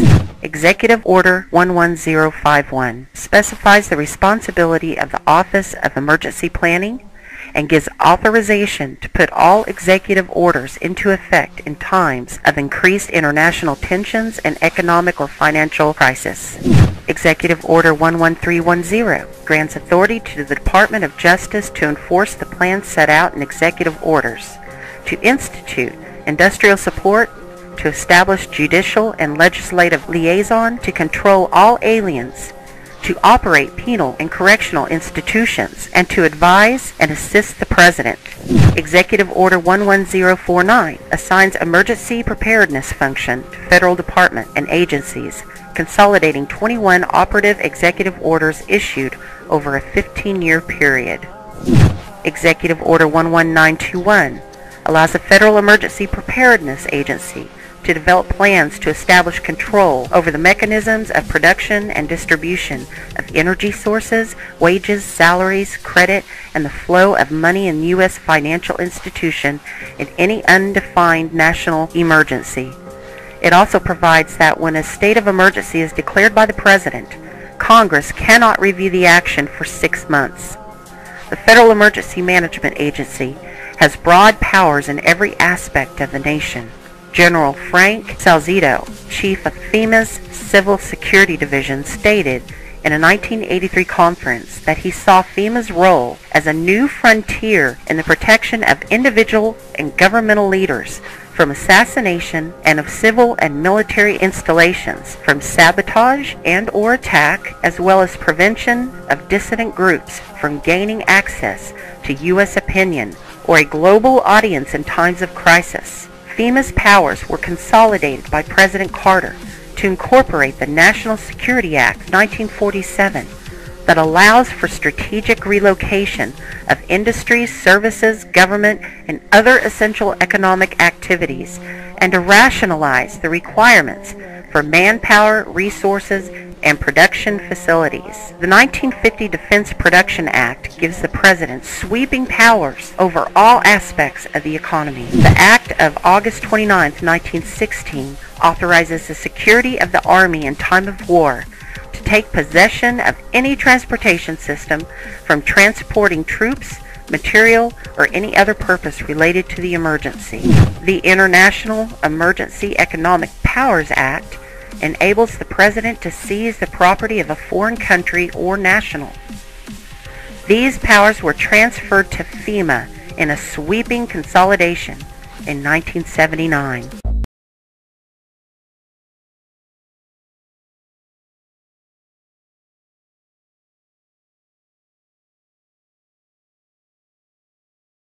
Did Hitler get elected on Monday and start throwing people into ovens on Friday? No, it was a gradual process. The first thing that Hitler did was start to write newspaper articles. Everything that was going wrong, was the Jews' fault. They're the ones that caused all these problems. Did the Jews write their own newspaper articles and go, I disagree? So then the Jews had to wear the Star of David so that we can tell who you are. Did they say, no, that's a violation of my privacy. I don't have to tell you. No, the Jews decided, well, it's a religious symbol. We love God. We should be proud to wear the Star of David. Eventually, the Germans came in and they broke all of the windows in all of the Jewish businesses in one weekend. The Saturday night was known as Kristallnacht, which is German for Night of Glass. Did the Jews rise up and say, now, damn it, you're violating my property, you shouldn't do that? No. Gosh, we don't want to make the Germans any madder than they already are. Don't piss them off. They've got guns. Eventually, the Germans are loading them up into cattle trailers on the train. Where do you think you're going, on vacation? Where do you think they're going to take you? Well, now you're cold and naked and they're walking you into the ovens where you're going to go to mass execution. Is it time now to raise your hand and say, you know, I tend to disagree with all of this? Bang! You're dead. It's too late to complain. You should have complained at the beginning, when you at least had a chance. How bad do things have to get before you do something? Do they have to take away all your property? Do they have to license every activity that you want to engage in? Do they have to be throwing you on cattle cars before you start to say, now wait a minute, I don't think this is a good idea? How long is it going to be before you finally resist?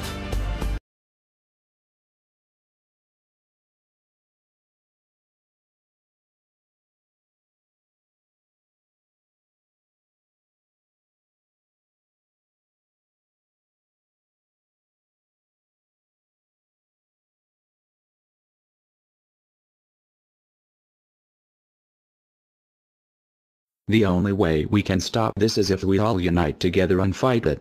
People of the US are waking up to the Federal Reserve scandal, and the powers that be are currently afraid of retaliation. And that is precisely why they're trying everything they can to disarm us. You know how the media has been saying gun violence has been out of control and at an all-time high. They are not simply twisting the truth here or exaggerating. They are absolutely presenting lies to you. First off, realize, gun violence in the United States has always been shockingly low. And gun violence has dropped by 49% in the last 11 years. The already absurdly low gun violence in America has literally dropped in half. In half. The fact they are saying that it is at an all-time high perfect demonstrates how biased the government and the media is. If this doesn't prove to you that they have an agenda, then nothing will. Do you remember how the media keeps repeating that there has been 74 school shootings since Sandy Hook? Those 74 shootings were not even mass shootings like they claim. Most were suicides and none of them even took place at a school. Not a single one. They are presenting lies to you, America. When will you wake up? At some point you have to ask yourself, why would the government fake 74 mass school shootings involving children? If they get our guns, we will lose the fight against them. And they will take away absolutely all of your freedoms and you and your children will be forever slaves. And don't forget they purposefully put you and your children into that debt. And because the Federal Reserve is present in all countries, the other countries of the world are next soon after. This plan is called the New World Order. It is the same New World Order the Vice President of the United States called for on national TV a month ago. He said we need to strive for and complete the New World Order. This is also the same New World Order President George Bush and President Kennedy said is our country's lifetime goal. And the same New World Order George Bush said on national TV said will happen no matter what we do, and we cannot prevent it. This has all been a long-time plan. The Federal Reserve and their partners want complete control of humanity. We cannot let this happen. They want to rule over us, like kings and queens. and humanity will be forever lost to enslavement by a bunch of tyrants who have publicly admitted they want to kill off the majority of the population so the masses are easier to control. They are going to wipe your bloodline completely off of the earth. He'll tell you the order of things to happen. The enslavement will follow immediately after guns are taken away and you cannot fight back. If they cannot get the guns before the economic collapse, then they will wait until the economy collapses. When the economy collapses, people will be starving. There will be looters and shootings. The government will insist on taking guns away to help, and as soon as the guns are taken away, then we will fall into a complete dictatorship. Do not fall for it. Remember, they are the ones who caused the economic collapse to begin with. This is the same tactic used on Germans and it worked. So expect it. As soon as the economy collapsed and the masses were starving, the German government asked the people to give up their rights and they listened. And then eventually the government was throwing the naked masses into giant burning hot ovens for mass execution. Do not give up your rights. Do not give up your guns. Fight back, as they were the ones who caused the problem. Just so you know, the people who are behind this Federal Reserve scam and New World Order are the same ones who funded Hitler's campaign. Make no mistake, these people are as brutal as Hitler himself, even more brutal. We will need an overall plan. We have come up with a perfect plan. This plan offers extraordinary possibilities. It will make for the most beautiful and free world you can ever imagine. If we are successful, we can leave a much better for our children. A beautiful world. Watch every minute of the rest of the video. Do not skip a single bit of it, as it is all important. If this one video gets out to and can change the world, this is your opportunity to make a difference. To understand the solution, you must first understand the problem. The problem is government. Think for a second. What is government? Government is an establishment of power over the people, which can be purchased by large corporations or anybody with money. Why are we allowing corporations to write the laws? Can't you see how this can create problems?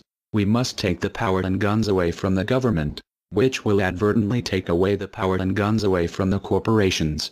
And we need to take that power and weaponry and put it back in the hands of the people. The people should write the laws, not greedy corporations. These people want to put you into labor camps and death camps. These people have poisoned your children's water and food, enslaved your children. When will you wake up? We must get rid of government. The solution is anarchism. Anarchism is not what you think it is. Watch the rest of the video to understand what we are proposing.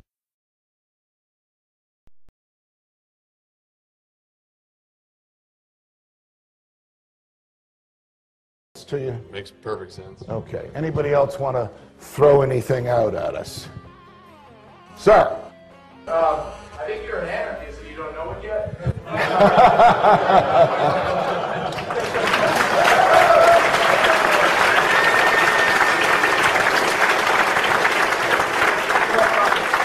Do you hear me denying anything?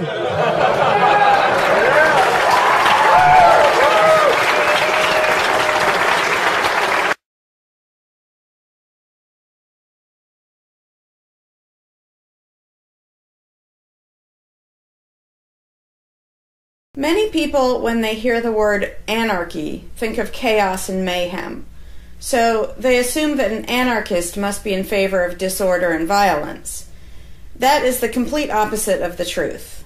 Most objections and complaints about the anarchist or voluntarist philosophy are not actually about the philosophy itself, but result from people misunderstanding what the philosophy is all about. To illustrate a few points, we will use the example of two fictional islands. Authoritania, where there is a ruling class or government, and anarchia, where there is no ruling class of any kind. We will use these islands to examine several common misconceptions about anarchism. Lots of people think anarchy means every man for himself, or survival of the fittest, or the absence of any social cooperation or organization. They think that anarchy means everyone has to be self-sufficient. This comes from the false assumption that some kind of government is necessary for any organization to occur. Whether it's part of a republic, a democracy, a kingdom, or a dictatorship, a ruling class issues orders called laws, and punishes anyone who disobeys them. That is not cooperation. That's domination. It's one group forcing its will on another. Authoritarianism can be used to force people into organized patterns, but that does not mean that people are incapable of organizing their activities without being forced. The most productive and useful examples of organization that we see today are anarchistic in nature. No one was forced to build the grocery store you go to. No one was forced to produce or sell anything in it. Everyone involved in the vastly complex operation of growing your food, transporting it, displaying it in the store, and selling it to you, everyone involved participates voluntarily, working in exchange for money. You and all the other store customers choose freely which store to go to and what to spend your money on. This purely voluntary arrangement allows for an amazingly complex degree of organized cooperation without anyone being coerced to participate. In contrast, under government, a very small group of people comes up with an idea and forces everyone else to participate in it and provide for its funding with tax dollars.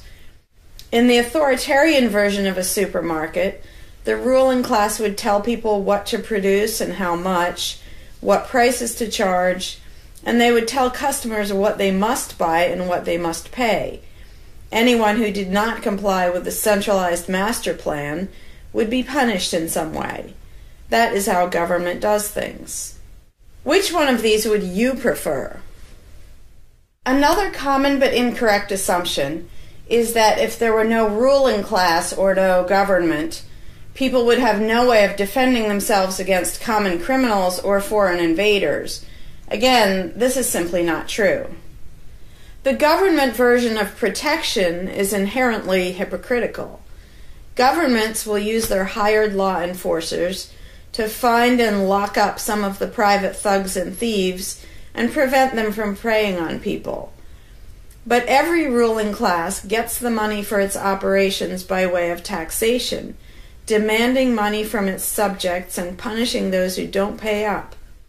Oddly, every ruling class insists that it needs to be able to forcibly control and extort money from people in this way in order to protect them from private criminals who might try to forcibly control and extort them.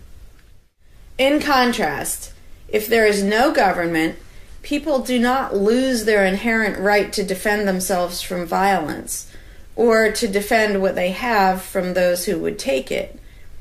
Every person has this right, and they also have the right to organize and cooperate with each other to exercise that right. Organizing for mutual defense does not require any government-granted laws or authority. No one wants to be attacked or defrauded, and everyone wants to feel safe. Whether each person takes this on himself or herself individually, or whether they hire and organize others to do it on their behalf, it can be done on a voluntary basis. Those who insist that government is necessary often claim that if there wasn't a government, then smaller private gangs would spring up to enslave and rob people. Organized crime gangs exist along with government, and most people do not understand the dynamics between them and how government enriches and empowers organized crime while appearing to fight it. Black markets enrich organized crime, and money allows them to buy government protection. There's no reason to think they would do as well in an environment of freedom, where they would have fewer ways to make money and would be up against both individual and organized armed citizens. A criminal gang that's recognized as such has far less power than a gang whose aggression is perceived to be legitimate and proper. And that's the gang we call government.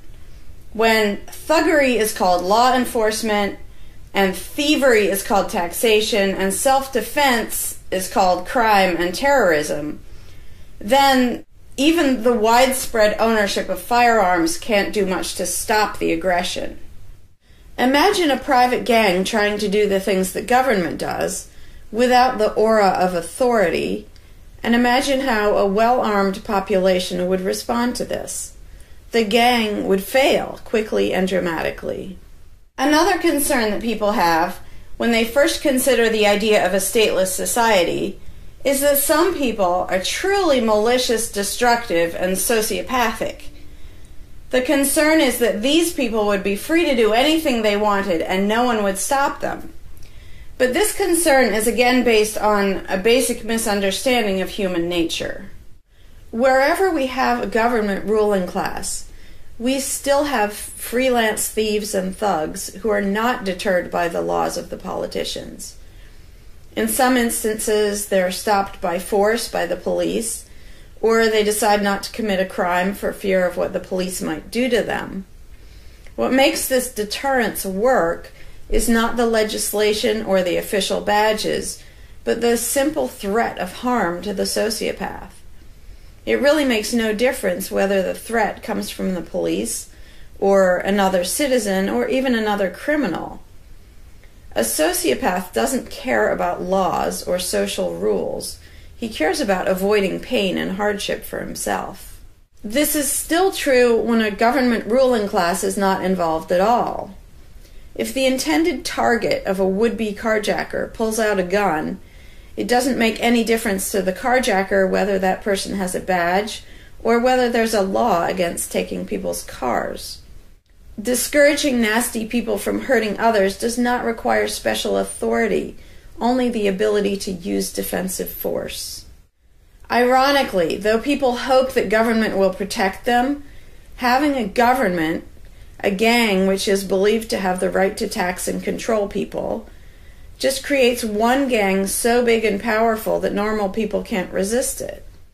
In short, to create a huge gang and then give it societal permission to control and extort people with the hope that this gang will prevent theft and thuggery is simply a self-contradictory idea, but that's what government always is. Some people might assume that if people organize for mutual protection and defense, then that's what government is. But there's an essential difference. People coming together to do something that everyone has the right to do, such as defend yourself, doesn't require any special authority. It's not government unless one group of people claims the right to do things which others do not have the right to do, such as taxing and controlling innocent people. Organized defense can be very effective without supposing the special right to rule over others, in other words, without being government. In contrast, governments rob the people they rule of far more wealth than private crooks could ever manage, making the idea of a protector government ridiculous. Another common objection to the idea of a stateless society is the notion that if not for a group of lawmakers telling the rest of us how to behave, we would all behave like stupid, irresponsible, violent animals. This claim implies one of two things. Either we normal people have no idea what is right and wrong unless and until politicians tell us, or the only reason we want to do the right thing and coexist peacefully is because politicians told us to. A quick examination of your own motivations will show you that neither of those things is actually true. It's particularly odd to make this argument in a society where politicians are voted into power. If the people themselves have no moral code and no conscience, and are just stupid, violent animals, why does almost everyone want government to keep the peace and protect the innocent? Would a population of vicious, heartless, evil people try to elect good people to keep the evil people in line? Obviously not. The goodness and the desire for order and peace comes from us, not from the lawmakers we vote into office. The same holds true of everything that government does. If people are so short-sighted and selfish that they can't be trusted to voluntarily organize and raise money for whatever they deem important, then how can those same people be trusted to decide who should be in power? The implication is that the average person can't be trusted to run his own life but can be trusted to choose someone to run other people's lives. Government is really not a civilizing influence. It's actually an uncivilizing influence. People who would never personally rob their neighbors constantly use the government to do it for them by way of taxation. People who would never dream of trying to control minute details of their neighbors' lives think it's just fine to vote for politicians to do it instead. Government gives everyone the opportunity and encouragement to rob and control other people without risk. So government, rather than serving as a check against the imperfections of our nature, instead drastically amplifies our greed, irresponsibility, and malice towards other human beings by giving us a legally acceptable and risk-free way to interfere with the lives and choices of our fellow men and women. Government brings out the criminal and busybody in everyone. In contrast, in the absence of a ruling class, people would lose their ability to ask lawmakers to interfere with their neighbors' lives. And we would not have law enforcers who could avoid responsibility for evil deeds by claiming that they were just following orders. Throughout history, far more theft, assault, oppression, and even murder has been committed by those acting on behalf of a supposed authority than by anybody else.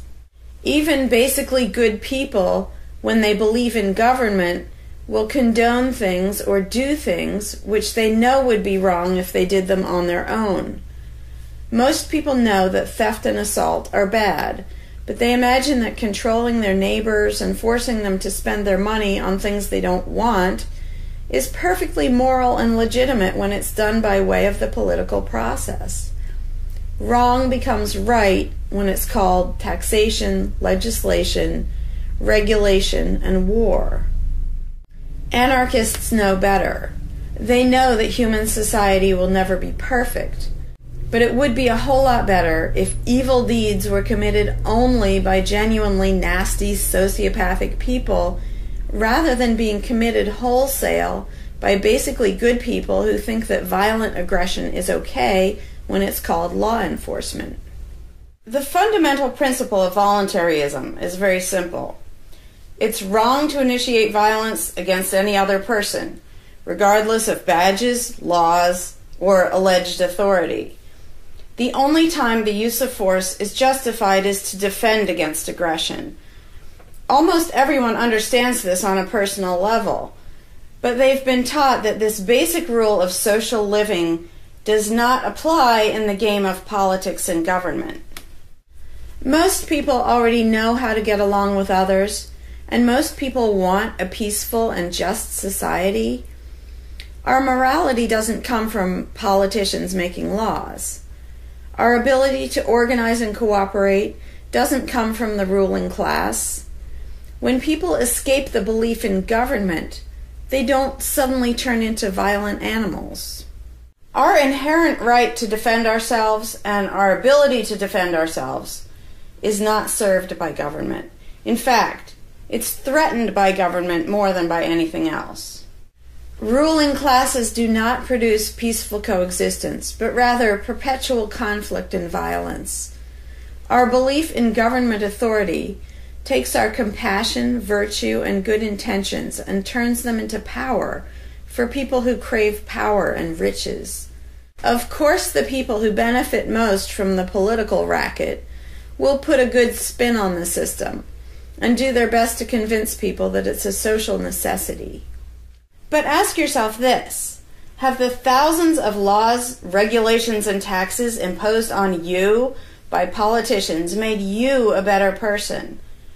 Have they made you more productive or more caring? Is the world better off with the politicians taking your money and telling you how to live your life? Or do you think it might have been better off if you'd been allowed to spend your own money and make your own decisions? Is society really best served by a small class of people forcefully imposing a centralized master plan on everyone else? Can the orders and threats of a ruling class make the world what it should be? Or would society be better served by human freedom and respect for individual rights, by voluntary cooperation and peaceful organization? If this second option sounds better to you, maybe you should learn more about anarchism. Some people dismiss anarchism as a utopian idea that would only work if everyone were generous and compassionate. Obviously, everyone is not generous and compassionate all the time. But these people need to look at the other side of the coin. If people are too stupid, greedy, and malicious to be free, aren't they too stupid, greedy, and malicious to be trusted with power over others? Whether people are inherently good, bad, or some of each, giving a person power over others is not going to make that person better. In fact, power has historically been known to corrupt people and make them worse, whereas the discipline imposed by the equal freedom of everyone else brings out the best in human nature. Most people today think that we need some form of government because they mistakenly believe that obedience to authority makes us all more civilized, moral, and peaceful. In reality, it has always done exactly the opposite. Everyone knows that governments can be corrupt, abusive, inefficient, counterproductive, even tyrannical. But most people assume that the way to fix that is to get the right people into power. People have spent centuries trying to create a good society using different kinds of ruling classes, different legal structures, different ways of choosing the rulers, and so on. But every governmental construction has resulted in freedom and riches for some, and oppression, violence, and poverty for others. What if, instead of deciding what the throne should look like and who should sit on it, all people of goodwill embraced the non-aggression principle?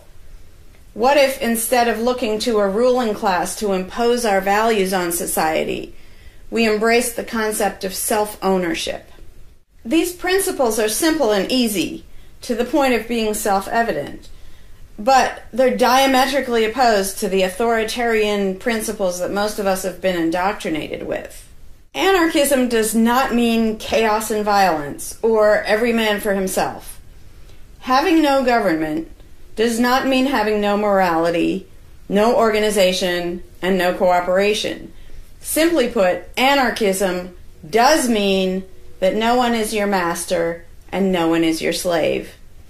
And that's all it means. Howdy, Larkin Rose here. I'm feeling slightly less than entirely patient and polite today, so if this video gets slightly caustic, too bad. This video is for all the people who are constantly saying, well, if not for government, we couldn't have roads, or we couldn't have police, or nobody would care for the poor, or we wouldn't be protected, whether it's from local thugs or from foreign invaders. We wouldn't have this, we wouldn't have that. So thank goodness we have government and taxes, because we wouldn't have any of those things. And the first way I'd respond to that is by pointing out the assumptions that underlie that complaint, that argument. Basically what people are saying, because let's be clear about what the terms mean, government is the people who boss everybody else around. And taxes are those people demanding money from us. So they basically tell us, hand over a whole bunch of money and we'll decide how to take care of you. We'll decide how to spend your money. If we don't like it, too bad, we don't really have a choice. Like, well, you can vote in a few years and maybe something will change, even though it totally won't. So that's what people are saying. Basically, if we didn't have a ruling class stealing our money and then supposedly spending it to protect us, how could we possibly have roads or anybody to protect us?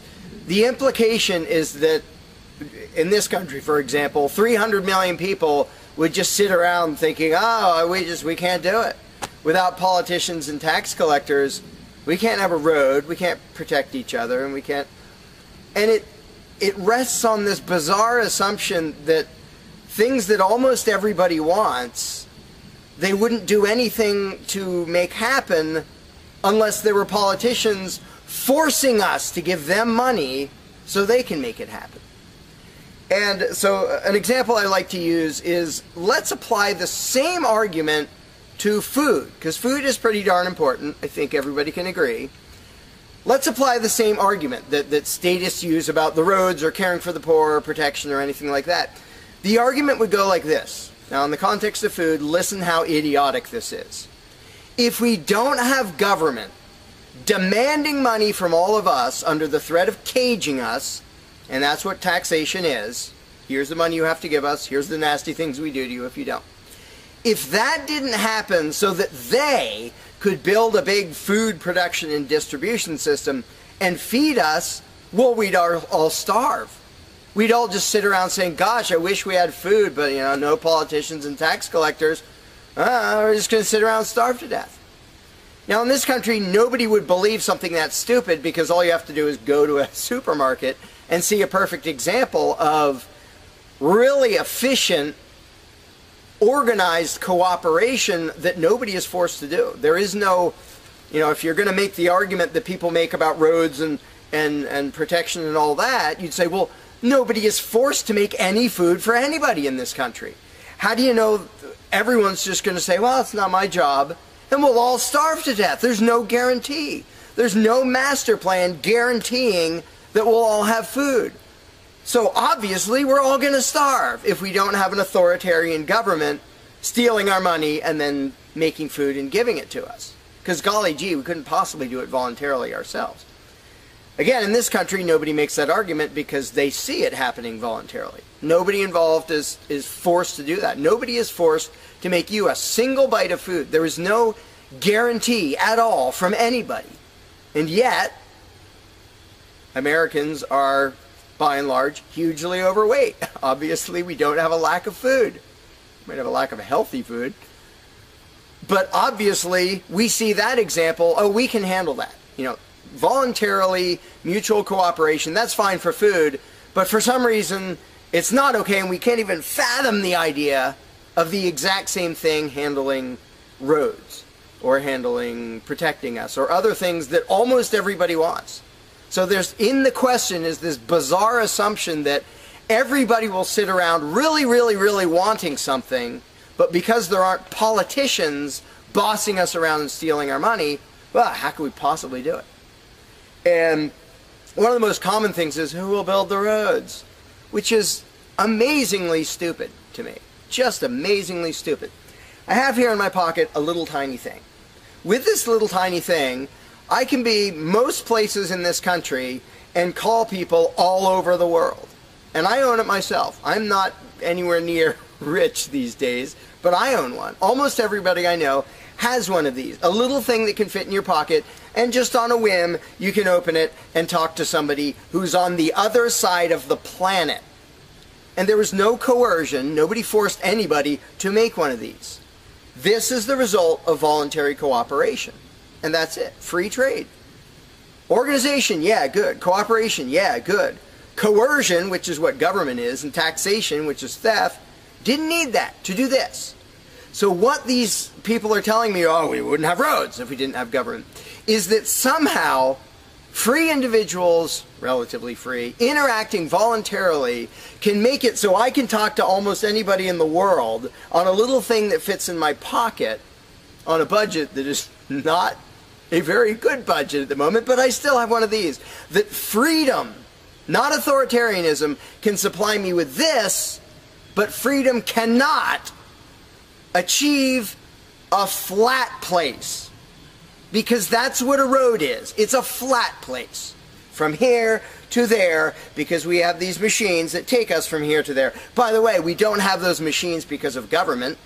We have those machines because of free enterprise and voluntary interaction and cooperation. The idea that freedom can make a car but can't make a flat place is just idiotic. You really think we can't make a flat place? And so I ask people, and they say, well, we'll build the roads. Are you really telling me that you really and truly think that if government fell off the face of the earth, 300 million people in this country, 7 billion if we want to include the whole planet, would sit around in their houses thinking, golly, I wish I could go visit Fred, but I can't because there's not a flat thing for me to him, and I don't know how to do it, And the other 300 million or 7 billion people, we can't possibly do it because there aren't any politicians and tax collectors. If they were here, we could do it. If they were here to boss us around and steal our money and really inefficiently build a flat place, then we'd be set. Then I'd be comfortable and I could be confident that I could get places. I could visit Fred, I could go shopping, but now we're all going to sit in our houses wishing we could go to the corner store, but we can't because, golly, how could we possibly make a flat place from here to there? We can make these, where you can talk to anybody in the world. We can make machines that you drive around in, but no, we couldn't possibly make a flat place. And when people say, well, who will build the roads? The first answer is the same damn people who do it now. Politicians and tax collectors don't build the friggin' roads. Have you ever seen one out there? No, you haven't. They steal our money, waste most of it, do all their corrupt games, and then they pay other people. Here's an idea. How about if we pay those other people who actually build the stinking road? And the fact that that doesn't occur to people is a great indication of how well indoctrinated people are by the rulers who will perpetually tell us, you can't organize anything, you can't achieve anything, you can't do anything unless we are here to force it on you. And it's, again, there are a zillion examples, whether it's caring for the poor or protection or roads, obviously, where most of the population will say, I'm really concerned that poor people won't be taken care of, which means most of the population wants people in need to be taken care of. And if we didn't have politicians stealing our money, how would it happen? Here's an idea. Take some money out of your pocket and give it to one of the people that you think needs help. Why would you not comprehend that, but you would comprehend some guy 1,000 miles away passing a law to send an armed thug to take your money, to waste 90% of it, and then give a little bit to somebody who may just be defrauding the system or may actually need it? And the amount of indoctrination required to make people even ask these questions of how could we possibly do this without government? What do you think government adds to the equation? It doesn't add any resources. It doesn't create anything. Everything it gives away, it steals from us first, by way of taxation. It doesn't add any skills. It doesn't add any knowledge. The people who are here would still be here if the institution of government fell over. We have all the know-how, we have all the resources, all the technology. The only thing it adds is one group that's imagined to have the right to violently assault and control and extort everybody else. So what the question really means is, how could we have a road, or how could I help that poor, or how could that poor person be helped, or how would anybody protect us if there wasn't a gang of thugs with permission to violently control and rob us? And when you recognize that that is literally what the question means, you already see how utterly idiotic it is. And it's completely the result of authoritarian statist indoctrination. Nobody would come up with that on their own. And you obviously don't see that with the example of food or cars or cell phones or anything else. Nobody says, we won't be able to talk to each other unless there's a gang of thugs that's allowed to boss us around and steal our money. And just economically, how stupid do you have to be to think that's a good idea? Here are your choices. Let's do this. I'll give you these two choices for how you will be fed from now on. Either you can go spend your own money wherever you want. You can go to the supermarket or the local this or the local grocery, whatever you want. You can go decide what you want, and they'll tell you the price. You decide what you're going to buy and how much. And you can go to different places and you can shop around and you can do all that. That's option number one. But let me warn you, option number one does not give any guarantee that you will be fed. There's no master plan forcing people to feed you. So, oh my gosh, you better be really scared of that option, despite the fact that you can do it day after day and it works really darn well and feeds pretty much not only this country, but with a massive surplus. So that's option number one that apparently statists are scared of. Option number two is politicians will take as much money of yours as they decide to take. Then they will decide what, if anything, they will buy with that money in terms of food to give to you, to feed you. Do you really think that will serve you better, that that will feed you better? Yeah, I'm much more comfortable that I'll have I'll be fed, I'll be secure, everything will be okay. If a gang of thugs who doesn't really care about me steals my money and then decides what, if anything, to give me back from what they stole. But that is implied in the question, whatever you put in the blank. You know, how are we going to have blank if not for government? What you're saying is, how can we, the people who really want roads and food and cell phones and protection and all the things that almost everybody wants, how can we possibly have that unless we give someone permission to steal our money and boss us around and then decide what they're going to give us? And the same thing applies no matter what you put in the blank. How will we possibly do blank without government? One of the silly ones is caring for the poor. How will we care for the poor? Think of what that means. Like, people, when more than half the country votes for a party to take care of the poor, it's more than half of the country saying, we're really concerned and we want to make sure that the less fortunate are taken care of, but we don't believe that normal people acting in freedom will take care of them. Well, if the people didn't care about the poor, they wouldn't win the election. By definition, if you vote for a welfare state, you're an idiot. Because either people are heartless bastards and you're going to lose, or people are compassionate and giving and you don't need to win. Just give them your stinking money. But people play the game, and that's the Democratic Party lives off of the idiotic notion that you're all so heartless that you should vote for us to steal your money to give to the poor. And half the country falls for it. Yeah, we're all so heartless that we voted you into office for the specific purpose of taking our money to help the less fortunate. That's just freaking brilliant. How about if half the country just gave their stinking money to the less fortunate? And then the less fortunate would all be rich, because it would be 1 trillion times more efficient than the government version of welfare ever is. Also, it would be actual charity instead of mass theft and corruption and fraud and all that fun stuff. But what takes the cake, the ultimately insane thing, you know, whatever you put in that gap, how can we have blank without a parasitic ruling class and a bunch of hired thieves? It's just a stupid question, but it's extra super stupid when what's in the blank is, how will we be protected? Who will protect us from thieves and robbers if we don't have government? It's the most idiotic question. It's also the most frequent question from statists. So here's what the question literally means. If we don't give a certain gang of people permission to violently control us and take our money under threat of putting us in a cage, who will protect us from people who might commit aggression against us and take our money? Wanting government for that is exactly as brilliant as saying, we have to have a carjacker in our town, otherwise somebody might steal our cars. Government is an appointed thief. If you don't think taxation is theft, first of all, you're a really well-trained slave.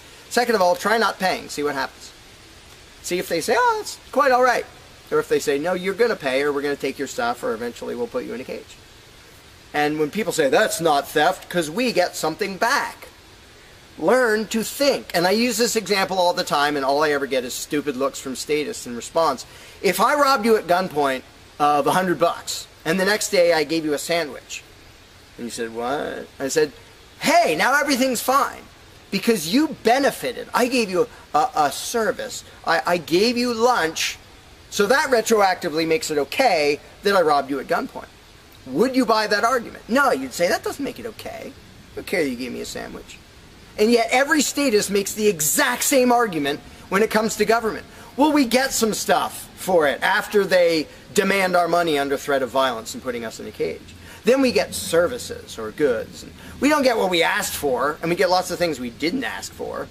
But we kind of get something, and that retroactively makes it okay for them to say, give us this much of every paycheck you make, or we're sending men with guns to take your property. And the slaves justify their own enslavement. I'm proud to pay my taxes. I'm proud to get robbed by a parasitic ruling class and get a little bit back and feel good about it.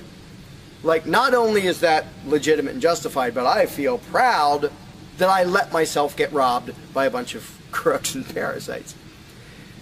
But again, the ultimate thing is protection. When people say, who will protect us from aggressors and thugs and thieves if we don't have a government? Even though what government is, by its very nature, is a gang of aggressors and thugs and thieves. They issue commands. Every law they pass is a command backed by a threat of violence. You have to do this, you're not allowed to do that. Here are the nasty things we will do to you if you get caught disobeying. I mean, everybody knows that, even though they don't usually say it in terms that blunt and honest and accurate. But to say we need taxes to be protected is as stupid as you can get. It's saying we need theft to avoid theft.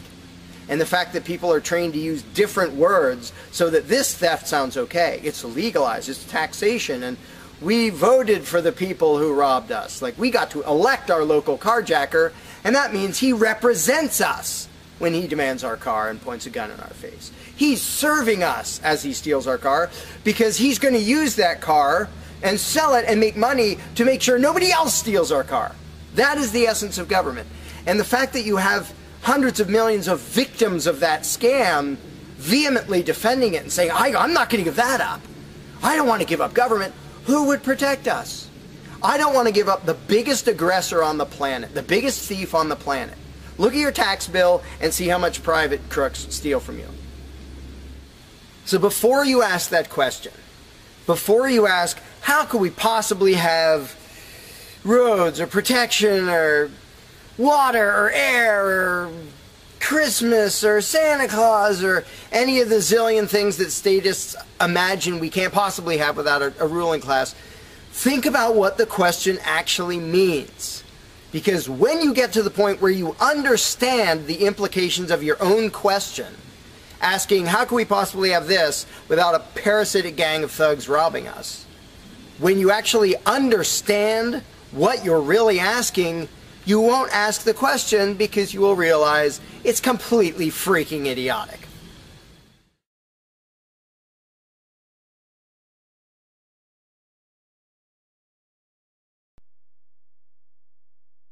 Hey, Larkin Rose here. One of the first things that people are concerned about when they start thinking about a society without a ruling class is, well, what happens to the nasty people? Whether you're talking about people who are just kind of negligent or inconsiderate, play their music too loud at night or leave their trash lying around the woods or whatever it is, all the way up to people who run around attacking and murdering people. So people say, well, what would happen to them? What would we do about that? Some people even go so far as to say, if not for government, there would be nothing to stop people from committing murder and doing whatever other nasty stuff. And it's funny because when somebody says that, there would be no consequences, they could do whatever they wanted and nobody would stop them, the person saying that is implying that he isn't going to do anything. If there's someone running around attacking and murdering innocent people, the guy who said nothing will happen to them, obviously he's not going to do anything or something would happen to them. But not only is he demonstrating his own cowardice when he said there would be nothing to stop murderers, he's also projecting his own immaturity and irresponsibility onto the rest of the world, because he's also saying the other 7 billion people wouldn't do anything about it, which obviously isn't true. I would, wouldn't you? If somebody was running around murdering your neighbors, would you just go, well, there aren't politicians and there's nobody with a badge and we don't have tax collectors and bureaucrats, so, oh well, I guess they're just out of luck, they're going to get murdered. And would you not even protect yourself if there wasn't government? Obviously, lots and lots of people, all the sane people, would do whatever they could to protect themselves and defend the innocent. So to say nothing would happen is just really bizarre. And it comes from having a mentality basically of a little kid in a classroom, where the teacher walks out of the room and the kids are just sitting there. We don't know what to do. No authorities telling us what to do. And Johnny's throwing things at me. And there's no teacher to stop him. Ah! Because most people, having been trained into authoritarian mentality, it never occurs to them that they are the ones who should fix anything, who should stop anything. And so when people say, well, what would be done about this and that and the other thing, nasty people doing nasty things, the first thing I ask is, well, what would you do about it? Because people are so into the mentality that there has to be some master plan and some authority who writes down the law of here is what will be done with those people, that people don't think in terms of, well, what would I do about it? Which is why I always ask people, well, what would you do about it? You're a person just as much as me and just as much as the other 7 billion. What would you feel justified in doing if somebody was polluting or playing their music too loud at night, or running around murdering people, or whatever in between you can think of, any nasty thing, what would you feel justified in doing about it? Because there's a very basic rule of being a moral human being, which is, if it would be wrong for you to do something, don't ask anybody else to do it. And the rule is so simple, so self-evident and obvious that most people will go, well, duh, of course. Trouble is, nobody in the world who believes in government abides by that rule. Nobody. I don't care if you're a constitutionalist, Democrat, Republican, fascist, communist, anything, any kind of statist. There is nobody who believes in government who abides by the most basic rule of morality, which is, if it's wrong for you to do something, don't ask somebody else to do it. Because every single candidate, every party, every government always does things that the voters know they themselves have no right to do. And to say something like, well, I'm voting for the guy who's going to tax you less. Well, do you have the right to rob me a little bit less than the other guy? No, you don't. So telling me that, well, somebody was going to rob you more, but I voted for the guy to rob you a little bit less, you are still violating the basic rule of being a human being. If it's wrong for you, don't ask somebody else to do it. Well, that's kind of the second basic rule, the first one being the non-aggression principle. And they actually go together quite well. But when people are in the mindset that there's going to be some major centralized plan to deal with whatever, polluters or people who play their music too loud or murderers or whatever else, they have to get out of that mindset. They have to start to think that maybe they are among the people who have to do something about it. So instead of saying, what will be done about such and such, well, what will you do about it? What should I do about it? And this doesn't magically make all the problems go away, but the actual practical challenge of dealing with most disputes is trivial compared to the challenge of getting people to think like responsible adults, where they start to think, well, maybe it's up to me. And a while back I did little events called Escaping the Myth, and one of the little mental exercises I did with these little groups of people is, imagine we're on an island and we're it. There's no government, there's no authority, there's nobody with a badge, and one of us is running around stealing stuff from other people. He's not killing anybody, but he's stealing stuff. What are we going to do about it? We normal people. There's not a legislature, there's not 911 to call, there's nobody with a badge, it's just people. And so with that specific example, I would ask people, so what do we do? And just off the top of their heads, everybody comes up with solutions that are way better than what government ever does. First of all, every government solution is, all right, step one, I get to rob everybody. That's the government solution. Well, we're going to tax everybody so we have the resources to stop that other robber.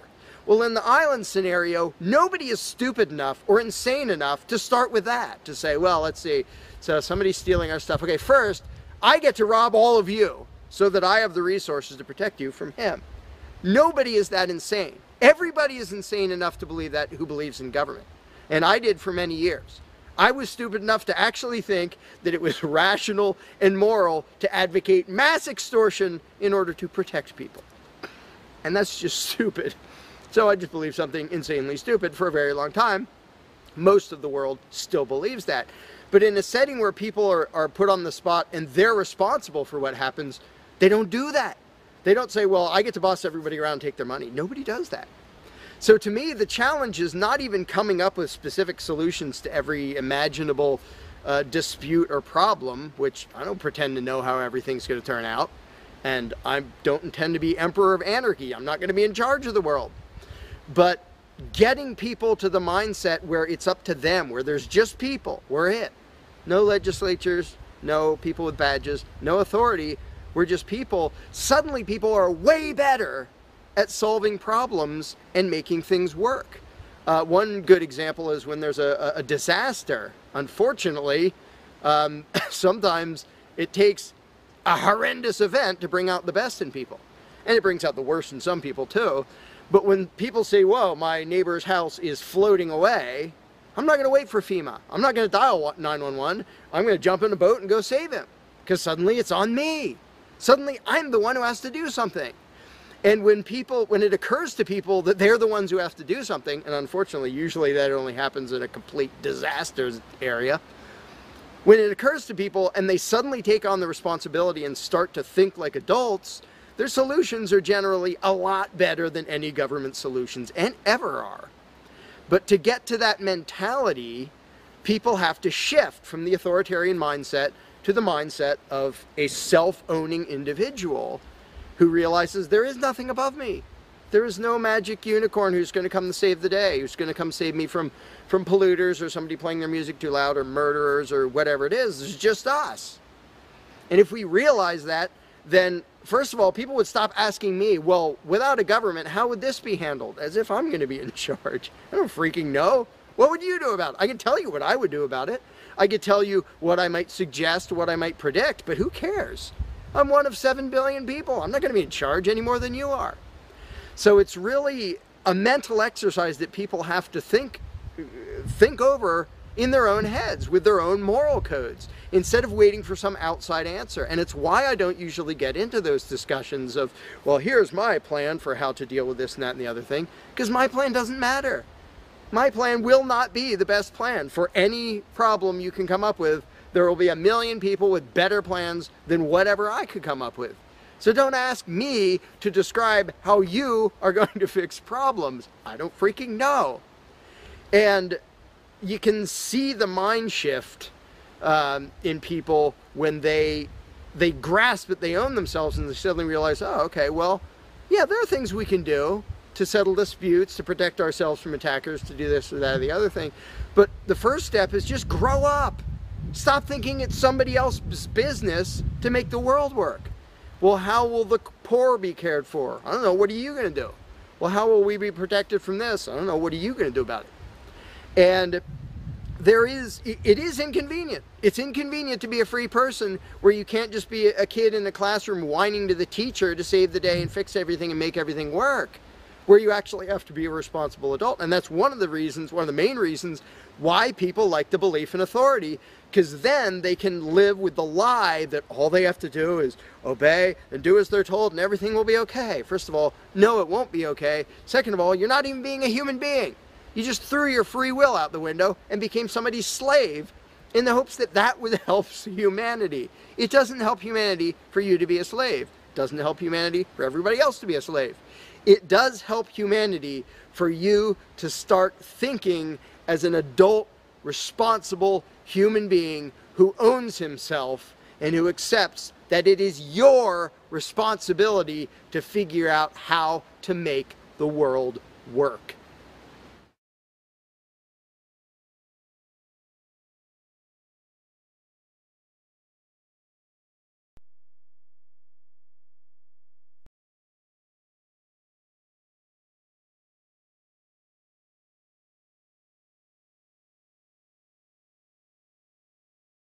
You cannot begin to imagine in how many ways the world is the opposite of what you have been taught to believe.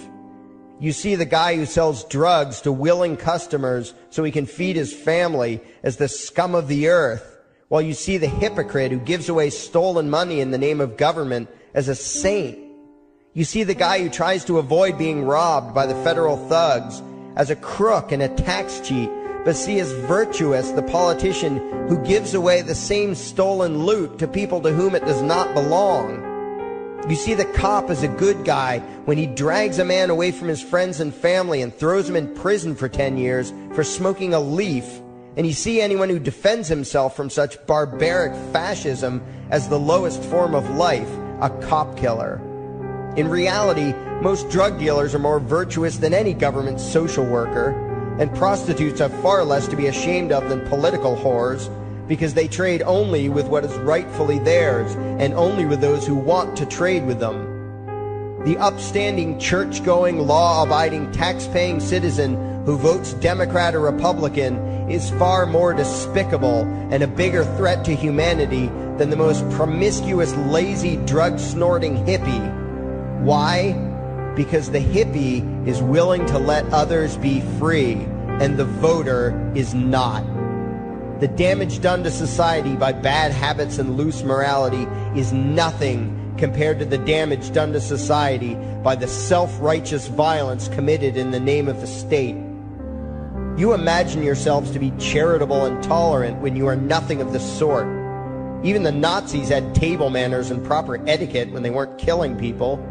You think you're good people because you say please and thank you? You think sitting in that big building on Sunday makes you noble and righteous? The difference between you and a common thief is that the thief has the honesty to commit the crime himself, while you whine for government to do your stealing for you.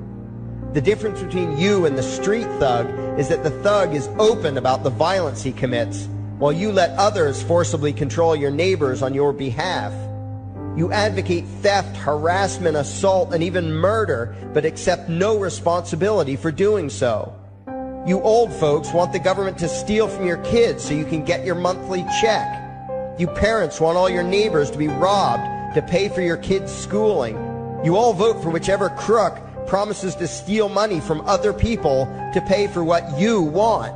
You demand that those people who engage in behaviors you don't approve of be dragged off and locked up, but feel no guilt for the countless lives your whims have destroyed. You even call the government thugs your representatives, and yet you never take responsibility for the evil they commit.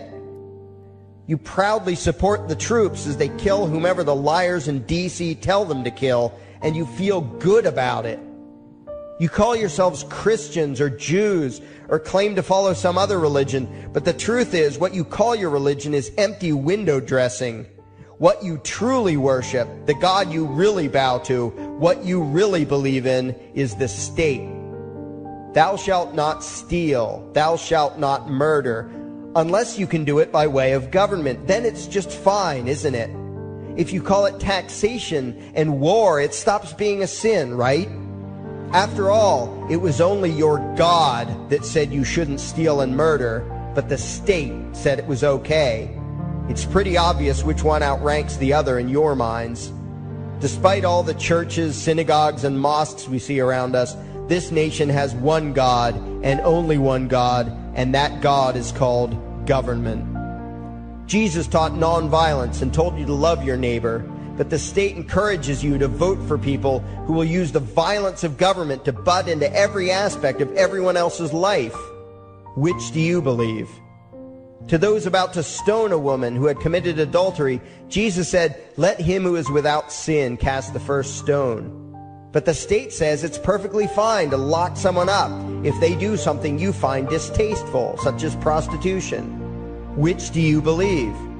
The Christian God says, "Thou shalt not covet," but coveting is the lifeblood of the beast that is the state. You are taught to resent, despise, and hate anyone who has anything you don't have. You clamor for the state to tear other people down, steal their property, and give it to you. And you call that fairness.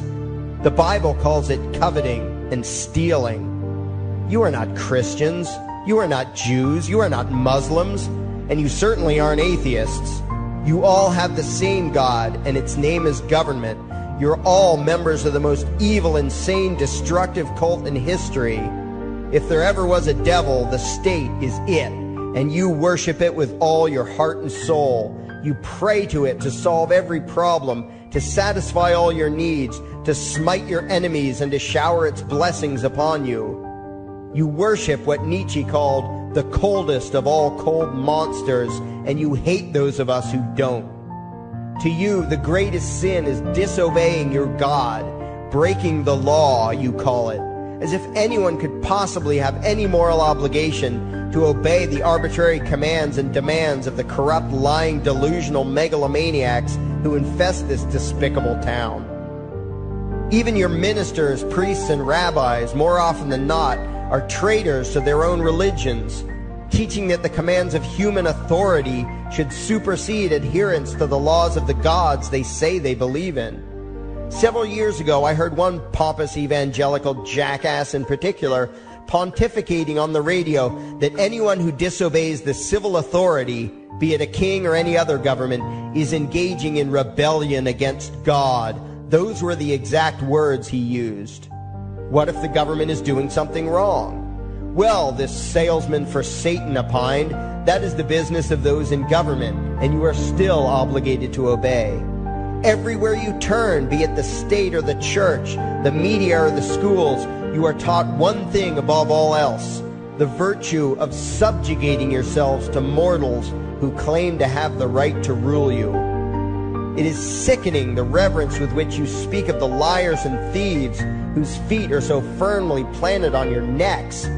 You call the congressmen and the judges honorable, and you swoon at the magnificence of the grandiose halls they inhabit, the temples they built to celebrate the domination of mankind. You feel pride at being able to say you once shook a senator's hand or saw the president in person.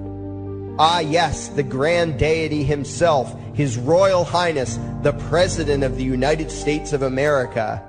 You speak the title as if you're referring to God Almighty. The vocabulary has changed a bit, but your mindset is no different from that of the groveling peasants of old who bowed low, faces in the dirt, with a feeling of unworthiness and humility when in the presence of whatever narcissist had declared himself to be their rightful lord and master. The truth of the matter, back then and today, is that these parasites who call themselves leaders are not superior beings. They are not great men and women. They are not honorable. They're not even average. The people who earn an honest living, from sophisticated millionaire entrepreneurs to illiterate day laborers doing the most menial tasks you can imagine, those people deserve your respect. Those people you should treat with courtesy and civility. But the frauds who claim the right to rule you and demand your subservience and obedience, they deserve only your scorn and contempt. Those who seek so-called high office are the lowest of the low. They may dress better, have larger vocabularies, and do a better job of planning out and executing their schemes, but they are no better than pickpockets, muggers, and carjackers. In fact, they are worse, because they don't want to rob you of just your possessions.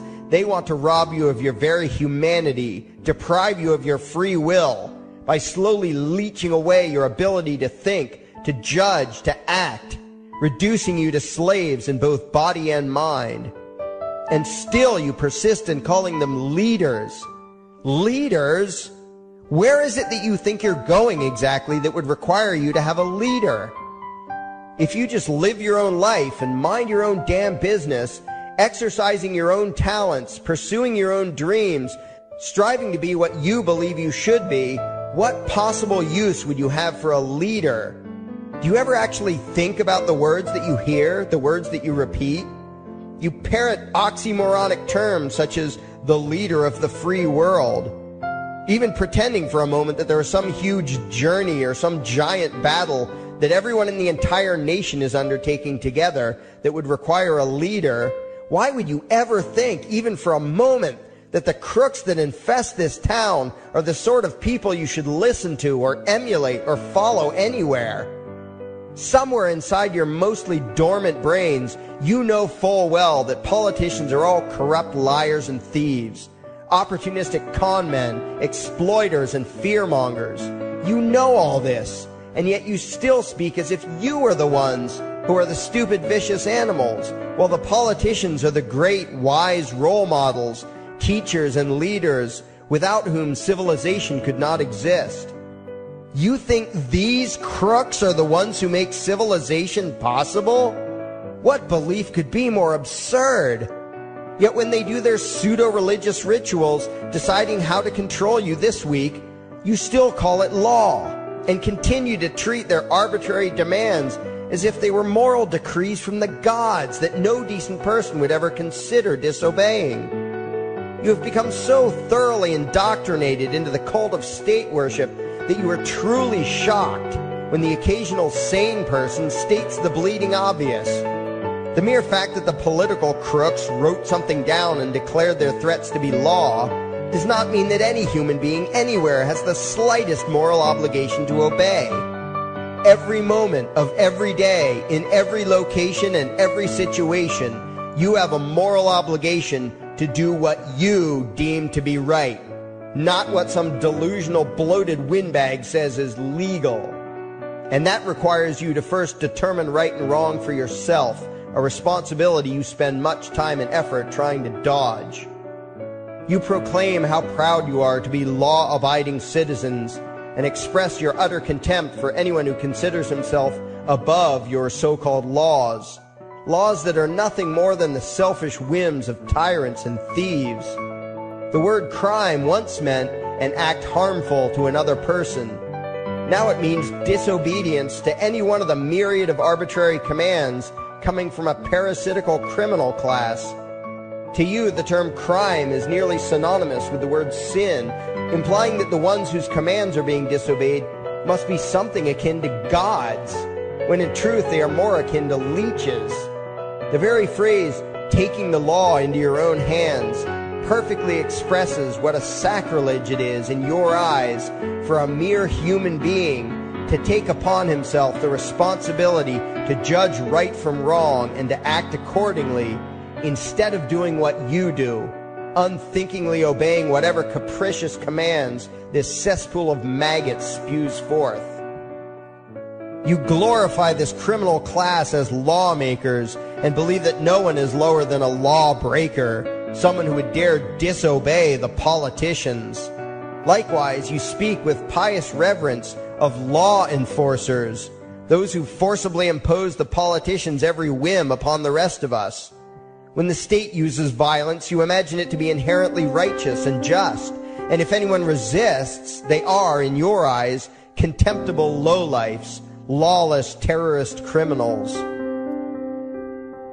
Like the lawless terrorist criminals who helped slaves escape the plantations. Like the lawless terrorist criminals who helped Jews escape the killing machine of the Third Reich.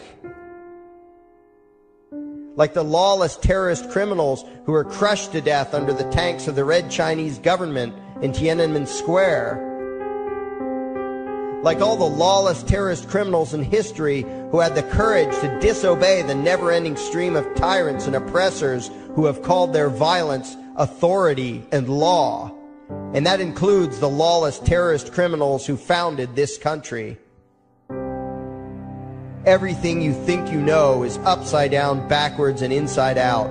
But what has to take the cake, the height of your insanity, is the fact that you view as violent terrorists the only people on the planet who oppose the initiation of violence against their fellow men. Anarchists, voluntarists, and libertarians. We use violence only to defend ourselves against someone who initiates violence against us. We use it for nothing else. Meanwhile, your belief system is completely schizophrenic and self-contradictory. On the one hand, you teach the young slaves that violence is never the answer. Yet out of the other side of your mouths, you advocate that everyone and everything, everywhere and at all times be controlled, monitored, taxed, and regulated through the force of government. In short, you are teaching your children that the masters may use violence whenever they please, but the slave should never resist. You indoctrinate your children into a life of unthinking, helpless subservience. You are putting the chains around their little necks and fastening the locks tight. And worst of all, you feel good about it. Out of one side of your mouths, you condemn the evils of fascism and socialism and lament the injustices of the regimes of Hitler, Stalin, and Mao. While out of the other side of your mouths, you preach exactly what they did. The worship of the collective, the subjugation of every individual to that evil insanity that wears the deceptive label, the common good. You babble on and on about diversity and open-mindedness, and then beg your masters to regulate and control every aspect of everyone's lives, creating a giant herd of unthinking conformist drones. You wear different clothes and have different hairstyles, and you think that makes you different. Yet all your minds are enslaved to the same club of masters and controllers. You think what they tell you to think and do what they tell you to do while imagining yourselves to be progressive, thinking, and enlightened. From your position of relative comfort and safety, you now condemn the evils of other lands and other times while turning a blind eye to the injustices happening right in front of you. You tell yourself that had you lived in those other places, in those other times, you would have been among those who stood up against oppression and defended the downtrodden. But that is a lie. You would have been right there with the rest of the flock of well-trained sheep, loudly demanding that the slaves be beaten, that the witches be burned, that the nonconformists and rebels be destroyed. How do I know this? Because that is exactly what you are doing today. Today's injustices and oppressions are fashionable and popular, and those who resist them, you tell yourselves, are just malcontents and freaks, people whose rights don't matter, people who deserve to be crushed under the boot of authority. Isn't that right? You bunch of spineless, unthinking hypocrites, look in the mirror. Take a good look at what you imagine to be righteous and kind. You are the devil's plaything. The crowds of thousands wildly applauding the speeches of Adolf Hitler, that was you. The mob demanding that Jesus Christ be nailed to the cross, that was you. The white invaders who celebrated the wholesale slaughter of those godless redskins, that was you. The throngs filling the Colosseum, applauding as the Christians were fed to the lions, that was you. Throughout history, the perpetual suffering and injustice occurring on an incomprehensible scale, it was all because of people just like you. The well-trained, thoroughly indoctrinated conformists, the people who do as they're told, who proudly bow to their masters, who follow the crowd, believing what everyone else believes and thinking whatever authority tells them to think. That is you. And your ignorance is not because the truth is not available to you. There have been radicals preaching it for thousands of years. No, you are ignorant because you shun the truth with all your heart and soul. You close your eyes and run away when a hint of reality lands in front of you. You condemn as extremists and fringe kooks those who try to show you the chains you wear because you don't want to be free. You don't even want to be human. Responsibility and reality scare the hell out of you, so you cling tightly to your own enslavement and lash out at any who seek to free you from it. When someone opens the door to your cage, you cower back in the corner and yell, "Close it, close it." Well, some of us are finished with trying to save you. We've wasted enough effort trying to convince you that you should be free. All you ever do is spout back what your masters have taught you, that being free only leads to chaos and destruction, while being obedient and subservient leads to peace and prosperity. There are none so blind as those who will not see. And you nation of sheep, would rather die than see the truth.